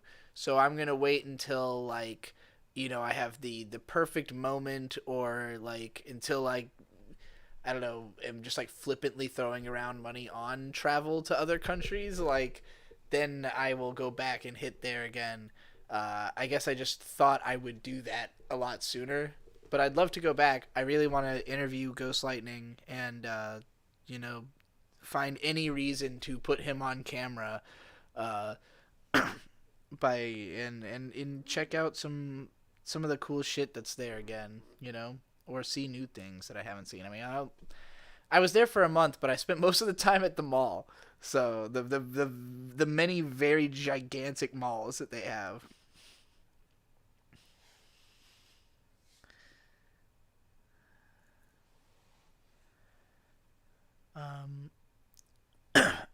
How long until the release pen only is from drops? Maybe like August. Probably It's gonna be a August. while. Yeah. There's a few It's songs fine that are too. like well into production that are fucking just singles that that get into your head and don't leave. I don't know if I want to spoil anything. Pin only's good though. Listen to Pin only. Pen only I've heard a Show few your hundred friends times. Pin only. Show your parents, your mom, your dad, your little sister who's into rap. Be like, oh, you really think you're into rap? You heard this? Yeah. It's Magnum opus. Show it's the everybody. blast your fucking face off song, you know. It's Other kind than of like your ultimate. Yeah, that's what I considered it when making it. Fanfix rocks with Australian $5. Want to do something insane with a road trip? Go from westernmost point of France to the southernmost point of Malaysia. That would be crazy. One day, eventually we're gonna have seen too much America, and we're gonna be interested in other cultures and fucking it'll get worldly. boring eventually. Well, I think most importantly, like, we'll just meet people who will give us a reason to go to those places. It'll be like, we're going to be working with somebody who's like, hey, I'm going to be in fucking, Tasmania next month for a shoot, and I could use you guys' help on it if you're willing to go to Tasmania. Soon, as a cameraman. Exactly, something like that. He's filming in Bosnia. Bosnian rainbows. Bosnian film, I thought you were on a permanent road trip. Real talk, not trolling. I am on a permanent road trip. yeah. We're road tripping right now. We are always road tripping. That is the life now. But, when I can get a whole setup set up and do live streams, then we out here. Internet, gotta get internet. Good internet and be able to hook up the computer and all that, which you can't always do in, like, random hotels and shit, but... Well, your computer specifically has a hard time with Wi-Fi?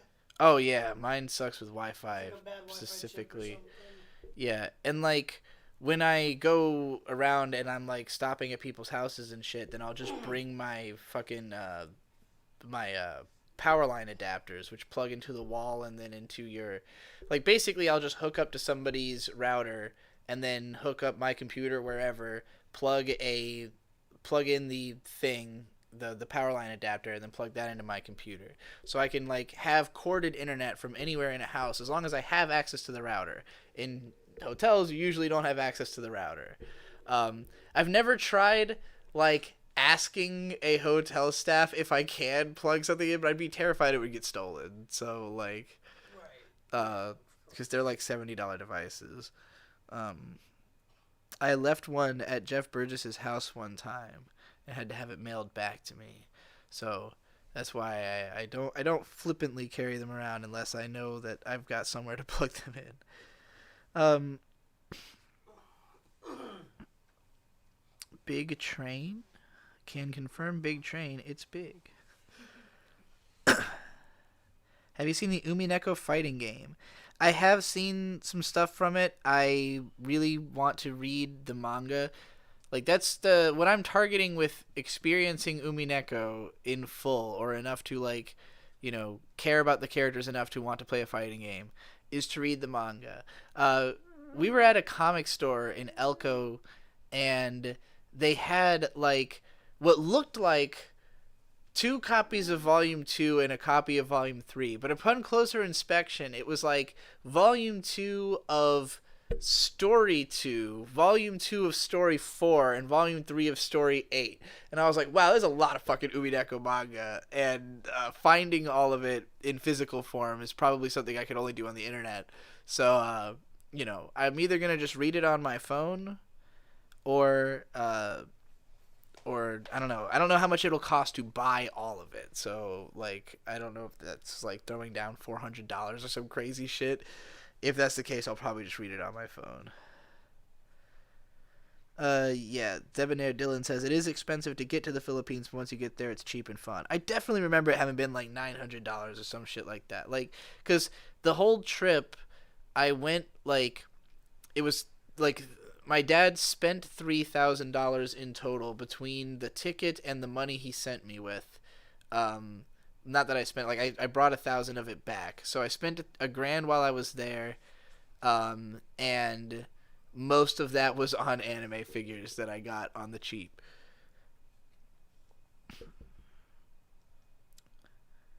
What do you think of the silicon chip shortage? Hasn't affected me personally, but it's unfortunate.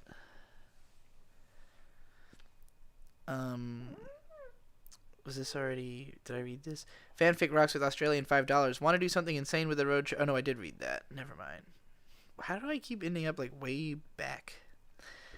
I wouldn't say Digimon are gross, but to BH, I'd for sure say that they are more Cartoon Network cute and Pokemon is more Disney cute, I guess I could see that. You still read comics? The most recent comic I shouldn't even say read, because I haven't finished this yet. But I got an Agretzko comic at that aforementioned... Finish the fucking Agretzko. No, it's surprisingly dense. It's not. It takes me a minute to parse each page. It's not surprisingly dense. Here, read the first page. Wow. Okay. normal Sunday night. Camera angle conveniently shows 2 pairs of shoes at the door. Evasive. These are deep bubbles, actually. It's beautiful. Why is there a paragraph in every... Oh, my God. I told you it's dense. Comic book. Why is there 4... There's 3 paragraphs on this page. Yeah, it's kind of difficult to parse, right? Well, Because they're all in different types of speech bubbles. by different things. Anyways, so I got this Agretzko Meet Her Friends comic, because it's like centered on Fenico, and I thought that would be fun. And she kind of reminds me of Michelle, especially at the start, the way that she's browsing the internet at the start of this comic. So, yeah, that's the only comic I've read recently. I'm surrounded by people who are reading comics all the time. I don't know, what's the coolest comic you've read recently? Die, Die, Die by Robert Kirkman.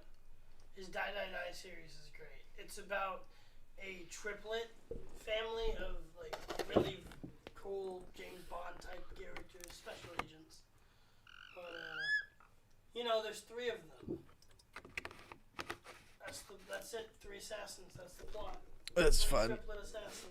That's a good What kind of idea. wacky hijinks can 3 people who look exactly the same and kill people? It's for like, money it's do one of those this? plots where you're like, it's very simple, but damn, it sounds like, yeah, obviously it would work. 3 sibling assassins. Exactly the same. They work for different people, though. What is this phrasing? Definitely don't repress, but I have to ask, do you live with your family? I do not live with my family. No, they're asking What is- Dragonoid. Oh, okay. Oh, he's talking to somebody else. I'm afraid I might be trans. Should I tell my transphobic family, or should I just You're become a homeless. You can't perma-repressor? go to the family and Yeah, don't repress. It's not good. Don't be afraid you might be trans. Be excited that you have an opportunity to like yourself if you go down this road. I don't know. I mean, being a repressor is only a problem if it's a problem. If you feel like you can't live that way, then you got to do something about it, Personally, I wish I had never repressed anything. I very, very often think about, like, wow, if I had just been, like, out when I was 14, everything would have gone very differently.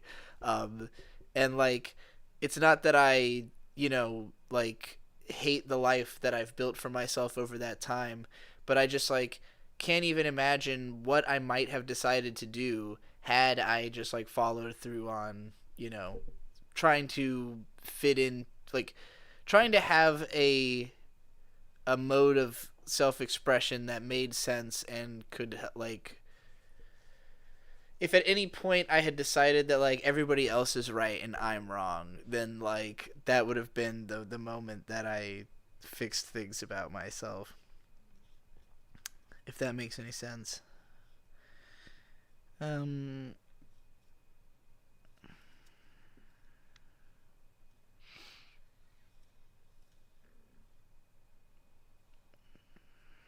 Read the Umineko visual novel Coward It's Kino. I don't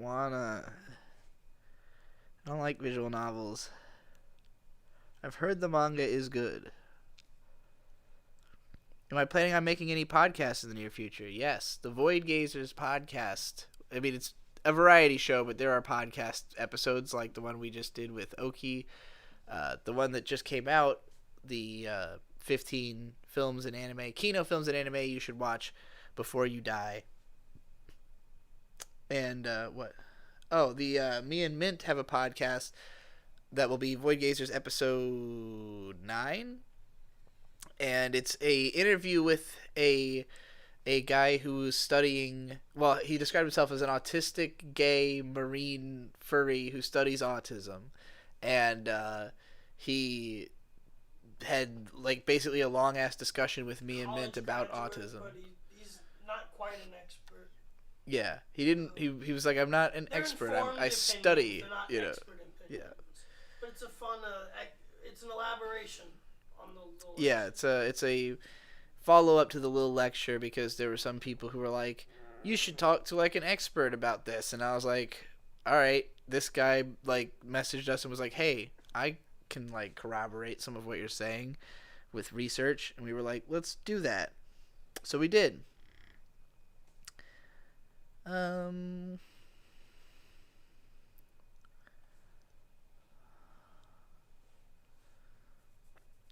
you heard of a YouTube channel titled Podcast But Outside? I have. We're probably going to be doing some podcasts but outside on the Void Gazers show. What is your most said word? Shit. I know this because of Twitter word clouds. There's like a site that you could like plug your Twitter into and it tells you what words you use the word. Shit is overwhelmingly the word I use the most. Just like Kevin Smith.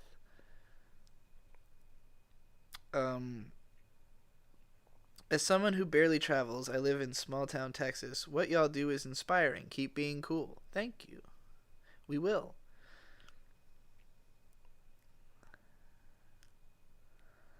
Have you read the Spy X Family Shonen Jump Plus manga? I have.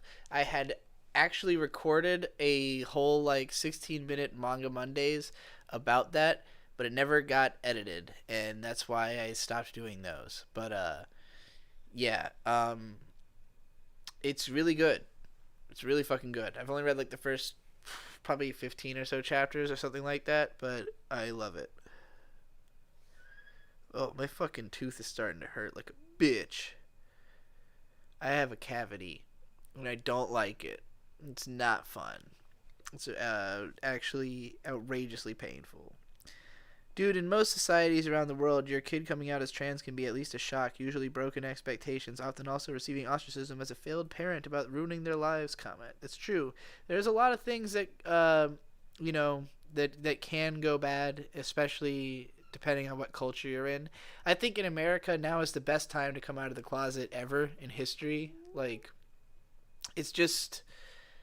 we're living in a culture where people are legitimately like afraid to offend trans people, like even just specifically. Like, I've just from my experiences going around and talking to people around the country, like I've been met with a lot of like apologeticness towards any kind of like misspeaking, and because I'm very like, oh, it's fine, like I haven't gotten into any confrontations about it or anything. Like, I think the people who have been the most, like, confrontive about it are, like, people closer to me who are like, oh, like, aren't you thinking about what's going to happen? And it's like, well, nothing's happened. So, like, I don't know. It hasn't been as difficult as I thought it would be, I guess, is what I'm trying to say. But I also don't live at home with my family. Not that they would have stopped me, or my family have accepted me, but... I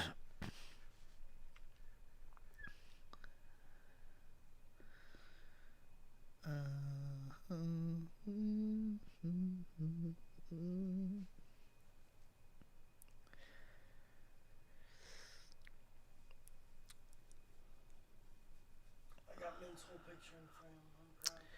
I am gonna go grab the Tylenol real quick and take some Tylenol because my teeth hurt. What?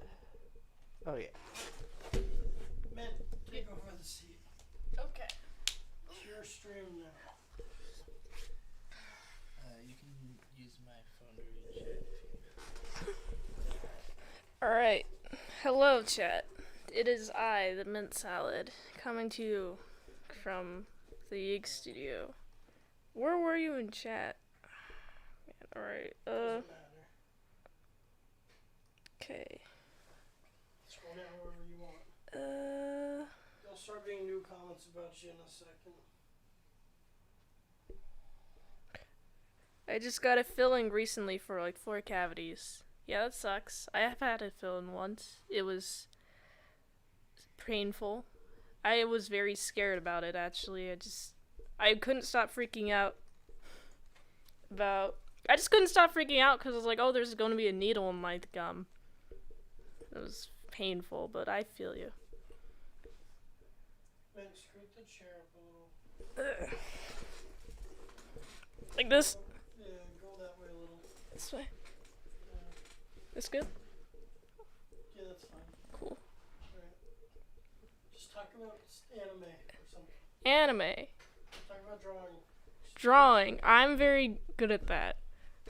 I'd say. I've been doing it. I've been drawing since I was a kid. Like, probably the first drawing I ever did was preschool, was like a car or something. But I've just been doing it forever, you know?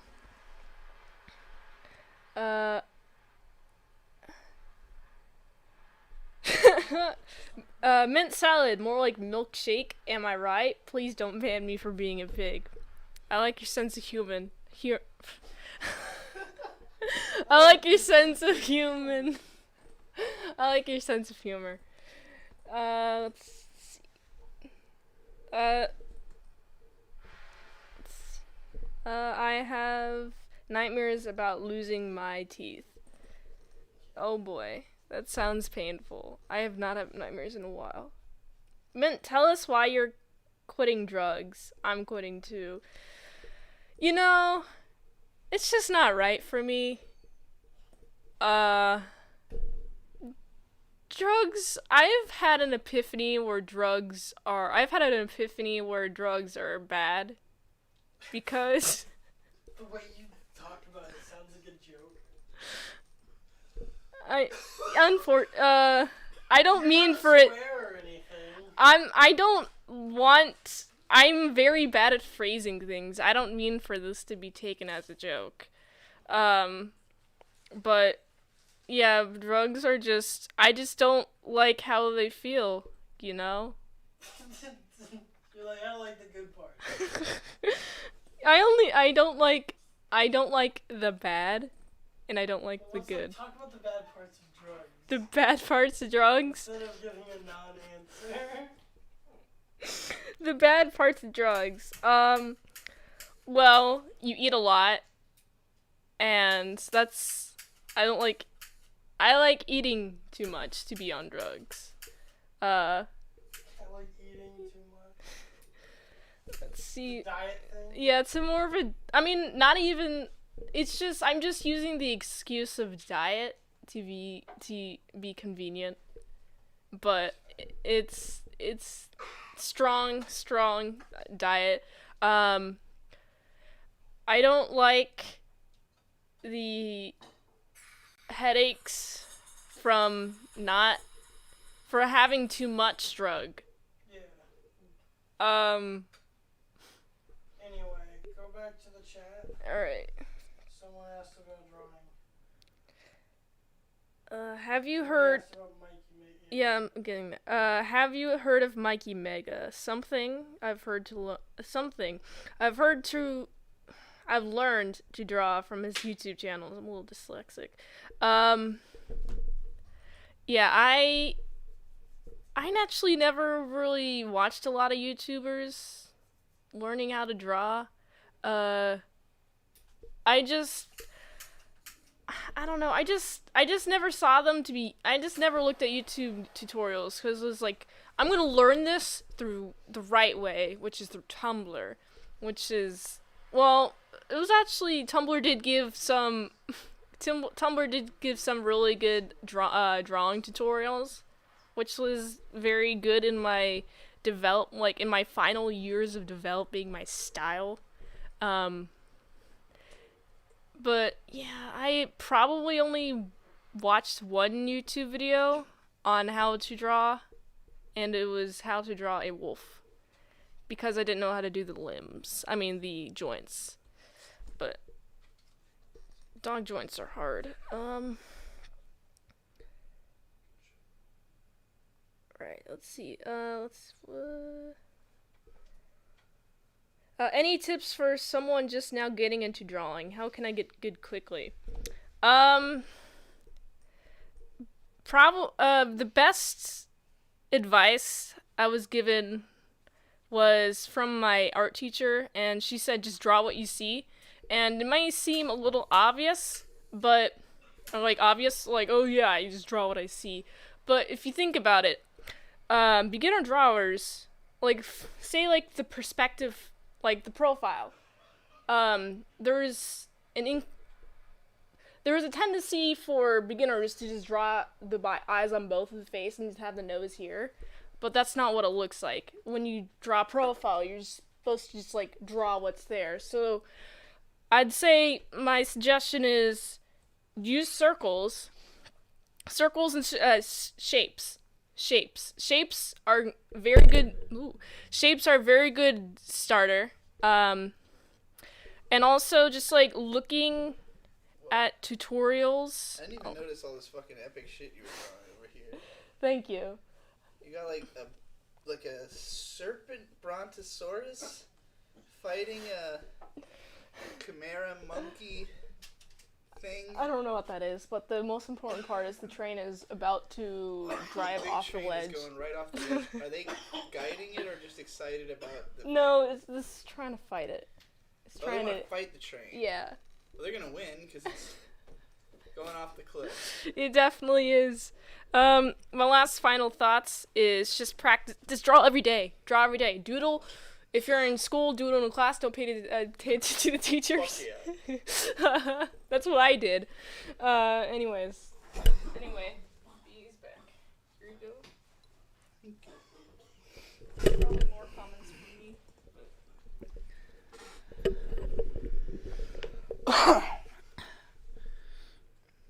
Let's see. Tumblr died when they banned porn. Yes, they did. Yeah, pretty much. I left Tumblr when they got rid of porn, which was, and I went to Twitter and there was no porn there, so I just got very sad. Do you find it difficult to draw hands? Yes. I still struggle with hands. I've just shapes. There's like, the best way to draw hands is like just like doing like a rectangle and then like lines out of it, you know. Yeah. Kinda, this is middle and this, and then the direction of the fingertips are like that. Like that. And then this is a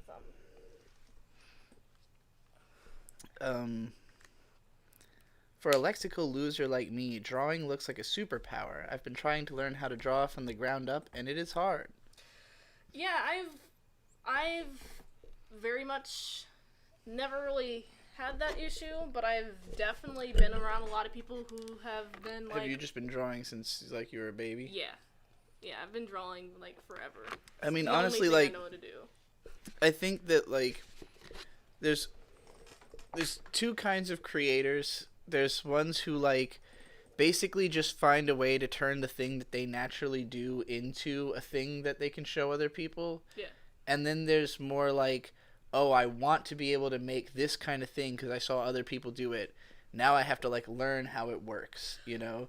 And like Yeah. the second category is the type that is people who are more likely to like get disillusioned or something, like if they find out that it's just not like, oh, it's like it's never going to be fun, you know? Like that was kind of how I felt about becoming a director, because that was my goal before I decided to try to be a writer. I like late high school I wanted to be a director, and it was kind of like realizing through trying to do stuff with like a nice camera, like how out of my depth I was in trying to use that nice camera, and like just everything we film kind of looks like shit, and I don't understand why, and like I don't actually know how to frame up shots, I don't know how to do lighting, like all that kind of realization, you know, like that directing doesn't mean pointing at things you want to happen and shooting them, you know. Yeah. Like it can, but you have to like, you know, it has to be that's the project, which as a vlogger I get to direct, you know, vlog movies all the time, thanks to people like Casey Neistat kind of like codifying how that can be done as a style. Reckless Ben is another YouTuber I've been following lately that I am going to be taking some influence from in how I edit some of the new videos that we've shot, because I shot them like knowing about his style, you know. It's like when you realize like different conceptions of how you can string something together in editing, it changes like what kind of shots you try to get. So I'm like kind of approaching, you know, just like existing in daily life in the way of like what kind of stuff that I do can I film and then later edit into something that has a story, you know. But like apart from that, why I was talking about that is that like, you know, doing things like lighting and stuff like that doesn't come very naturally to me. I don't enjoy it. I get frustrated easily because it's like, it's not that I couldn't learn it to a level of competency where I can just do it. I did that with editing, you know, and like I don't even mind editing anymore. And I really, like, I acted like it was pulling teeth for years, but especially doing like live action footage, like stuff that already exists. Like when I'm not just matching like footage to a script and then having to like hunt it down. It's like, no, I just have the footage and I'm creating something out of that. In that case, editing is fun. Yeah. You know? Yeah, I am on the same boat with that. Yeah. So, like, because you just edited a video tonight that will be coming out when? Tomorrow? Or are we just going to release that? Hey, Riley, when are we going to release Mint's video? As soon as it's soon. Okay. So, like, it's tomorrow. It's done right now, so probably tonight. Yeah, tonight as in because it's past 1 Tonight currently. This morning. Yeah, whatever. No, it's 11:30. It's still Sunday. Today was Sunday, right? Yes. Yeah. After the stream, we can just. Oh yeah, we could do that. Yeah, maybe we'll just release it right after this, since you've been here, hanging out. Right. I gotta add one more thing, just to the end. The end. Not immediately after this. This rants and stuff after the stream. Yeah. Yeah, I know. Be uploaded, not like, But anyway, I'm gonna find where the fuck am I in the chat. I used to want to be a full-time game developer, but have been having difficulty dealing with the stress of game development. Not to say I want to quit, but I don't want to do it as a job anymore. Yeah, that's exactly, that's what we were talking about. What did I say? Oh, I didn't, because I didn't say it. Alright. Good logic. But yeah, like, I sort of, for me, becoming a writer, like, was out of realizing that it was just something that I would do. Like, since I was a kid, basically, because I grew up reading magazines, I tried to copy the writing in magazines. And that led me to, like, becoming a reviewer and somebody who just, like, talks about the media I consume regularly on blogs and shit like that. So I, you know, basically just compulsively, almost as like a matter of course, will write my thoughts on things. And it's very broad, you know, like if I'm trying to write something that's more like my feelings, it'll probably come out as rap lyrics or a song, you know, like I've been writing songs since I was just as young as well. So like, you know, trying to base my life around things that I naturally do has always kind of been my mentality towards approaching the internet. It's like, okay, I will just write anime analysis. Can I make that something I make money off of? I will just make songs. Can I make that something I make money off of? You know, like, that's basically the way I look at getting into those art forms. But at the same time, like, for a long while, I thought I couldn't get into fiction writing on these same parameters. Like, for the same reasons that I gave up on being a director, I at one point was like, I am not trying to write fiction anymore because I've just failed at it too much. Like, I've been trying to do it for years. I wrote one light novel, the Scarlet City one that some people have heard, because there was an audio version of it that I had out. I don't know if that's out somewhere in the ether. Maybe there's an upload of it. But it was unfinished, and like the fact that I never went back and finished it like killed my drive to be an author for a while. And I was like, well, I always write these analytical posts, and after discovering YouTube analysis through like Egoraptor and Errant Signal, I was like, this is something I can do and I can make money off of it. And so I did. But like at some point I started trying to write fiction again and realizing that like the lessons I had learned through doing analysis made me better at writing fiction, you know? And once I was over to like sort of tried, like once I figured out like what my impetus to write fiction is born from, like why do I do it, which is a similar reason to why I write songs. It's usually that like I'm trying to process like something complicated about my life or society or like my realizations about things, and like you know um if you like read, like if you listen to the Kusomega audiobooks for instance, or read the Kusomega book, like that one springs from somebody leaves a comment that says like it'd be great if there was an isekai about an isekai author going to an isekai world and realizing that it's not all that great. And like I started writing that right away and then strayed from the concept kind of immediately because he doesn't realize that life sucks there. Actually, just like the convenience of life in this world and like the ease with which he can get things that he was never able to get makes him like actually it's kind of sick, and he's just kind of taking it easy and living life very like callously at first until that gets subverted, and then it's like he has to totally rebuild his like sense of self from that point forward. So like you know, I think that like it both was like statements about the way I feel about myself and like trying to put myself into characters, but also like my feelings about light novels and about like what conclusions I've come to through consuming so much of this stuff and reviewing so much of it, and like what are the good and bad things about light novels that I can pull on to have this light novel author character who I am myself a light novel author in writing this book. So like there's a level of projection that's just inevitable of like this character has to be a writer the same way I am, you know, and this world has to be built out of things that are relatable to me, whether I feel positively about them or not. Maybe that's been, I'm having an interesting realization about this book now, but like I think what makes Kusomega special compared to like most other books in fiction I've tried to write is that I usually take the approach of like trying to write about stuff I think is cool, you know, stuff like I would want to like that I would be excited to go pick up a book about, as opposed to just like what's interesting, which like in Kusomega's case the whole thing is built on deliberately generic isekai tropes, but I inject into it then all the things I'm interested in. So like it has all that stuff that I like, but it also has things that I don't like on purpose.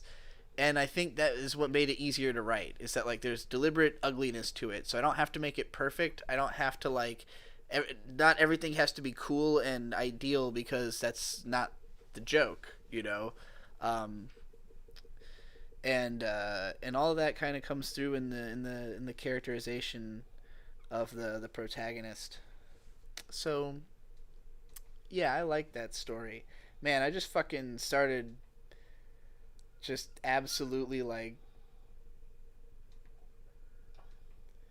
I'm trying to think of how you twist this phrase.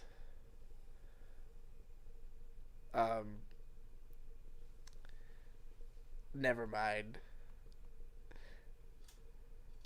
God, I'm way behind in the chat. Ooh. Whoa, this is like all meal now. I kind of feel you there, milk mint salad. I've gotten used to smoking weed, but it honestly does not do that much for me. It's fine when I'm smoking, but it takes too long to fade, and I find it hard. Did you already read that before? Yeah, I did. Okay. Why the fuck? I literally got sent, like, back to, like, the start of where the chat even reads. Yeah, like, every once in a while it just, like, seems to bump me up. Okay, this is where I was at.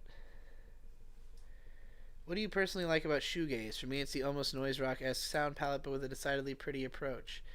I like music in general that just has like too much sound, because I have ADHD. I cannot concentrate on music if it's like too repetitive for too long. And like one of the great things about like say rap music is that there's always new words coming in, you know, with stuff like prog or mindless self-indulgence or like, you know, new metal and stuff. Anything where there's like a lot of quick changes during the song where like the chorus and verse are really different or whatever. Songs that have like screaming and clean vocals mixed in, like anything that just has enough to keep your attention tends to be the kind of music that I like. My favorite band is the Mars Volta. Their music has like 90 tracks per song of just shit going on. It's constantly changing and evolving. But like, you know, with shoegaze and noisier music, it's just about like a sound that is in itself so complex that your brain can't really process all of it. Like, cause so as somebody who's spent a lot of time like making noise music and listening to fucking noises, because I get distracted by noises easily. The more you like concentrate on a noise, the more you start to break it down into the individual vibrations of like, you realize that something that might sound like a buzz is actually like a bunch of clicks so fast that they sound like a buzz. Like listening to a fan or something is a good example of this, like going really fast. Like if it's like if you put something in a fan and it's hitting the blades at a fast enough rate that it just sounds like one consistent noise, you know? Like that's how all noise be. But like, you know, when you hear like just like a wash of guitar sound, then there's just so much going on in there that even though it still sounds coherent, all that extra detail and vibration distracts your brain, and it makes it easier to concentrate on something that like might just be one lush noise for a while. You know, like that's kind of why you know, I can listen to Boris and like drone stuff. Like if the sound is thick enough, then it just like occupies your brain for a while.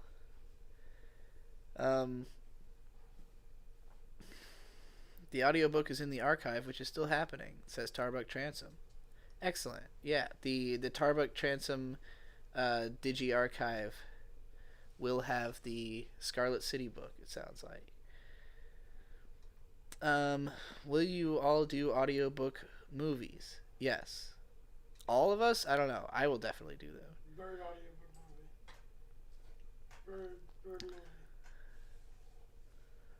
Thoughts on iceberg charts and videos explaining them? I don't think I've seen any videos about iceberg charts, but I think they're fun. I made an anime iceberg chart for 4chan that still gets posted all the time. It's just like the one that's just got like a preposterous amount of titles in it, super scrunched together. If you've seen that one, I did that. How does one make money out of creative writing nowadays? I find it so hard to build any kind of following. Honestly, I think it's a massive challenge because there's just not a lot of people reading fiction online. I think pretty much doing audiobooks is like the best bet. Like, the fact that I have any readership for any of my fiction is because I have a popular YouTube channel already, and I made audiobooks out of my stuff, and people like hearing my voice as it is. So, like, you know, if not for the fact that people were just down to listen to me talk for, you know, 2 hours, I wouldn't probably be able to get people to read my books. So, like, I don't have a better answer to that question other than, like, you know, using other aspects of fame to propel your writing, and also, you know, being able to present it in a package that more people are likely to you know, engage with.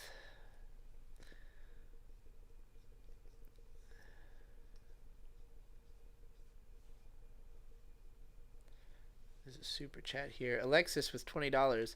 Hiya, could I please ask which of your characters is the most personal to you? Also, what are your opinions on Black Butler? I've been wondering for years. Hope you're having a great day. Thank you. Also, that art is baller. Thank you. The Kuso Mega characters are probably... Well, okay. So going back to the Scarlet City light novel that I wrote before, there's a character called Dark Holy, who is just like... Her story is like the central backbone of the overarching narrative of Scarlet City.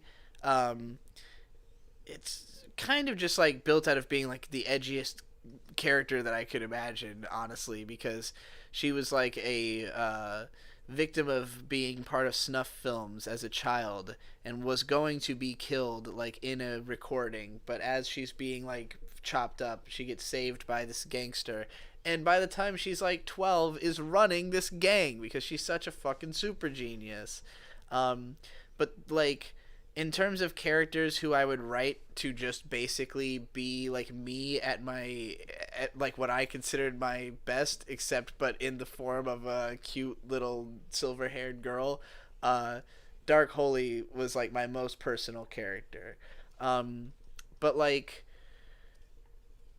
I like have no use for that character in like in anything I want to write currently, because I would just I kind of just like recreating everything every time I do something new. I always see it as like, you know, rather than trying to like take back something I did before and like reinterpret it as a new person, I'd rather just like create another new thing that maybe looks like it, you know, but is distinct in that it's like the way I would realize it now. And like so my favorite characters from like more recent stuff like Kusamega, that are most personal. I mean, like Takuma is like all of my feelings about being a writer, you know, are packed into that character very obviously. But like the counterpoint character, Soraya, who's introduced in book 2, is all of my like autistic quirkiness and like exactness and particularity. So like between the two of them, is me. Like and particularly when I was identifying as gender fluid, I kind of looked at it as like these are the male and female sort of sides of me, you know. Not that they are like not that in real life those sides are like represented that way, but just that, you know, between these two characters is me, and also I feel both gender identities, you know. But there are actually other characters who are closer to how I like feel or act.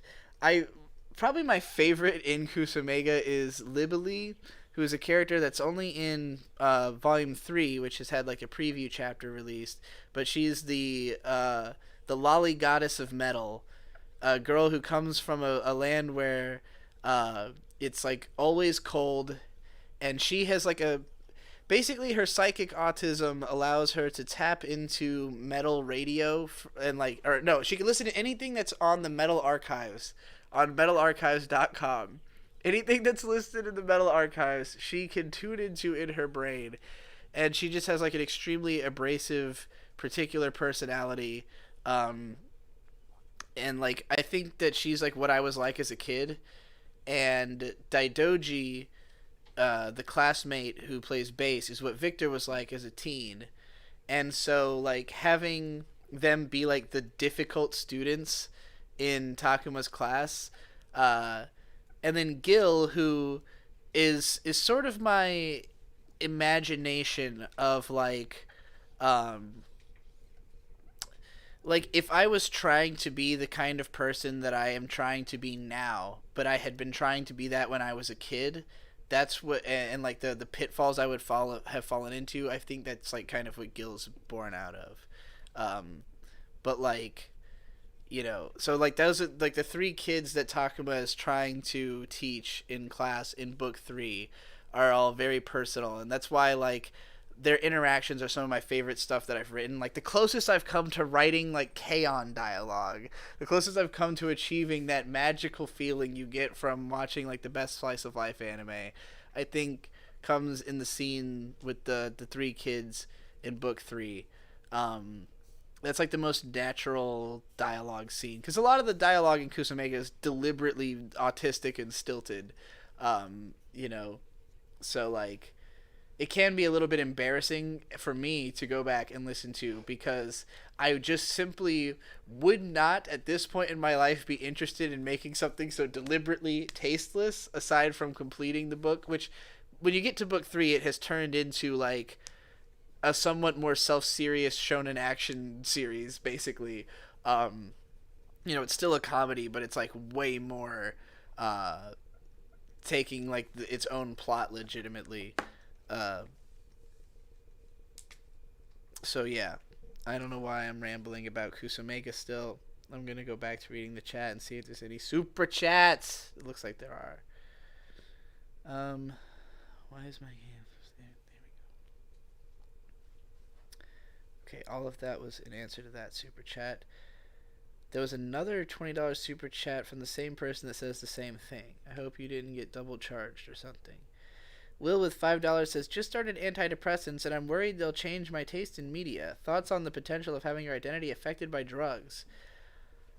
I think it's unlikely, but not necessarily impossible. I mean, when I first started smoking weed, I got way more into like anything that was really beautiful. Like I wanted to watch like all the most aesthetic looking movies and stuff, because like just having my attention like spiked made it like just fun to see as many different things going on as possible. And like for a while I like could not watch TV anime high. Like anything that was below a certain production level, I was like, I can't do it.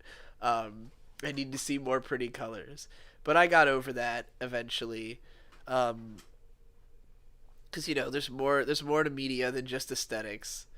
Even if I am I feel like I don't know how I can communicate this without creating a magazine, that I think aesthetic is truly like the core of my obsession.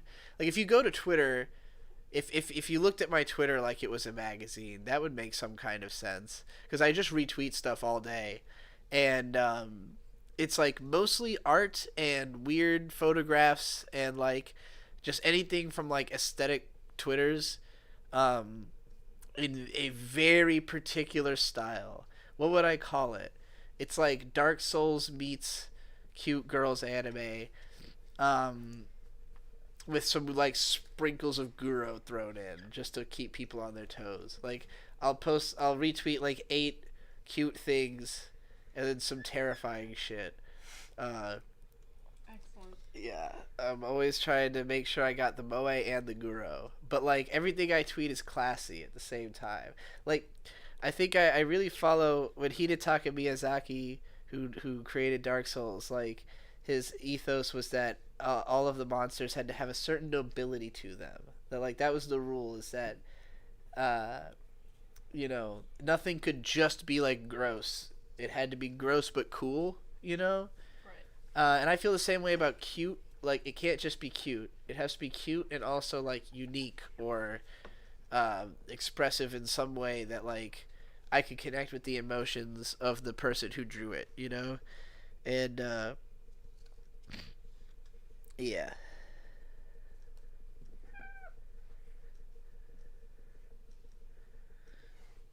You smell like a unwiped balls.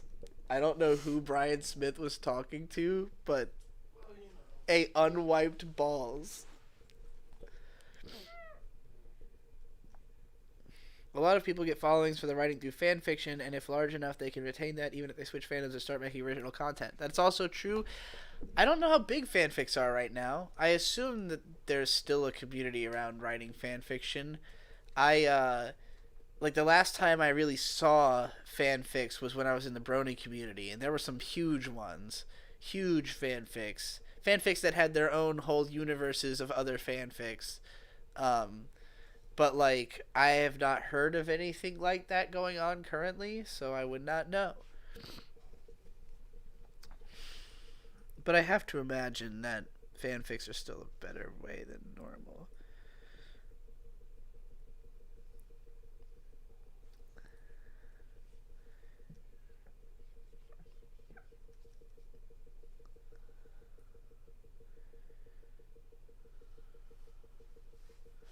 Are you from LA, the land of caring about appearance above all else? I am not. I obviously don't care about appearance above all else, or else I wouldn't show my face on camera. Because I have more than enough body image issues to never, to think that, like, I should have much more makeup on and things like that. But, how did I get... I'm being up close. Is there a viewfinder on that? Oh. I was like, can you tell what you're doing at all? I've just been using the stream to check lighting options for the future. That makes Take sense. little notes about what creates what. You can no longer see what Mint is drawing. in this light. At least not on my phone. Came from the Ethan fight. Can you explain what this channel is about? Just confused, that's all. We have a video called Explaining Yig Studio and Its Future that can answer a lot of your questions, but in brief, it's a production studio that makes all kinds of stuff. Movies, mostly, for the YouTube channel. Yeah, we got 5 different categories of movies. People movies, which are movies about people and their thoughts and interactions. Music movies. Book movies. Movie movies, which are movies about other movies or other creations in general. And cartoon movies, which are original cartoons. Drawn by Mint Salad down here. Yeah. For now. Until we fire her. No. Until we have more animators. Hashtag fire mint salad. How did you get over your fear of taking HRT? What made you do it? Mostly just hearing from people about, like, the positive effects of it, and, like, that, you know, if you're not, like, seeking out positive, like you hear lots of horror stories about the trans experience. Not a lot of people talking about, like, what is good about it. And, you know, just like when I found out that more people, like, more trans people have reported being happier after taking HRT than without. And so I was like, all right, I'm going to go for it, you know. And it's also, like, it's a gradual process kind of thing. So, like, one of my biggest fears was that I didn't want to, like, not be able to have children, you know, and I could have, like, saved my sperm in a bank or something, but ultimately I just realized I didn't want to have children by that means, you know? Like, You can steal a baby any day. I can easily steal a baby any day. Heard anything about bupropion or Wellbutrin? I took that for a while. It made me not care about how little I was doing in life at the time. Am I sick? I sound congested.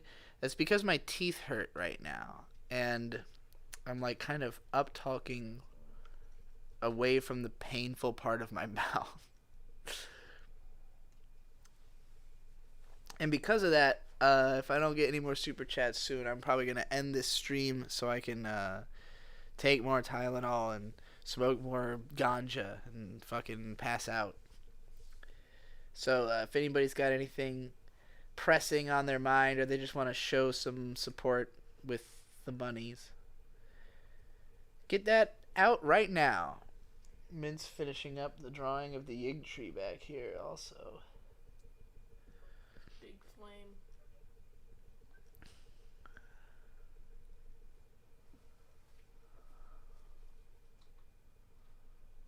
Well, I was thinking we could do calls. No, I don't want to do that. Alexis with $15 says, I'm sorry to be a pest, but you didn't answer my question about Black Butler, which is okay because it gives me an excuse to send more money. Yig Studio has been incredible. So happy for you guys. Sorry about that. I totally had... I think I might have thought that was like a secondary optional question or something. Now I'm trying to find what you had asked about Black Butler, because you didn't specify it in this. I assume... Here we go. What are your opinions on Black Butler?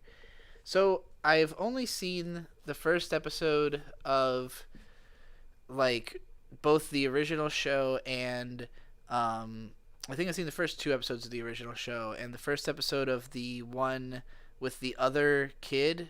Like, I think there's a show with a different kid, but he looks almost exactly the same. But Sebastian is still the butler, if I'm remembering correctly. And in the first episode of the other show, I remember that I hadn't really been paying attention until halfway through, when Sebastian starts running around the room, like, just, I think he, like, pulls off the tablecloth and everything on the table goes flying through the air, and he just like runs on the walls and fucking ninja collects it all to organize it or some shit like that. It was just some absolutely insane, ridiculous, over the top butlering, and I was like, oh, now I get it. The show is awesome. But at the time, I was like, this is not for me. I'm not here to look at pretty boys. And then I think I watched a couple episodes of it with Bird because he's a fan of Black Butler. And he also is big into the Butler aesthetic. He styles himself somewhat after Sebastian and Alucard. And he showed me a couple episodes. And I remember I think we were watching the dub, and I at some point couldn't stand the accents on all the side characters because a lot of them just like didn't sound actually English. They were just like putting on an accent. It was driving me crazy. But that's what I can remember of Black Butler and my experiences with it. Will this be archived? Yes. It will be in the People Movies playlist. Unlisted, but in there, as all of the live streams are.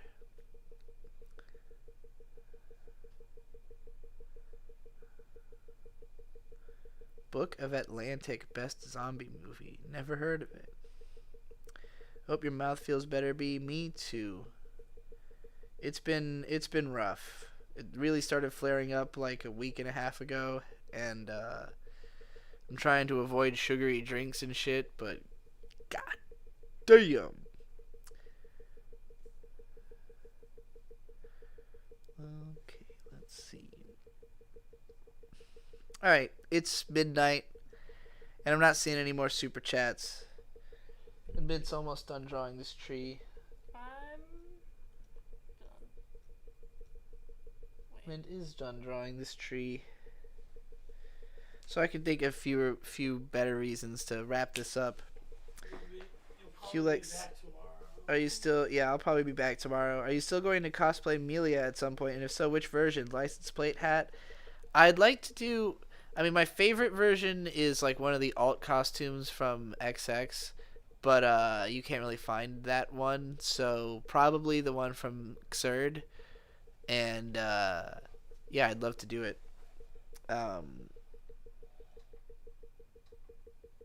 Alright. Good night, everybody.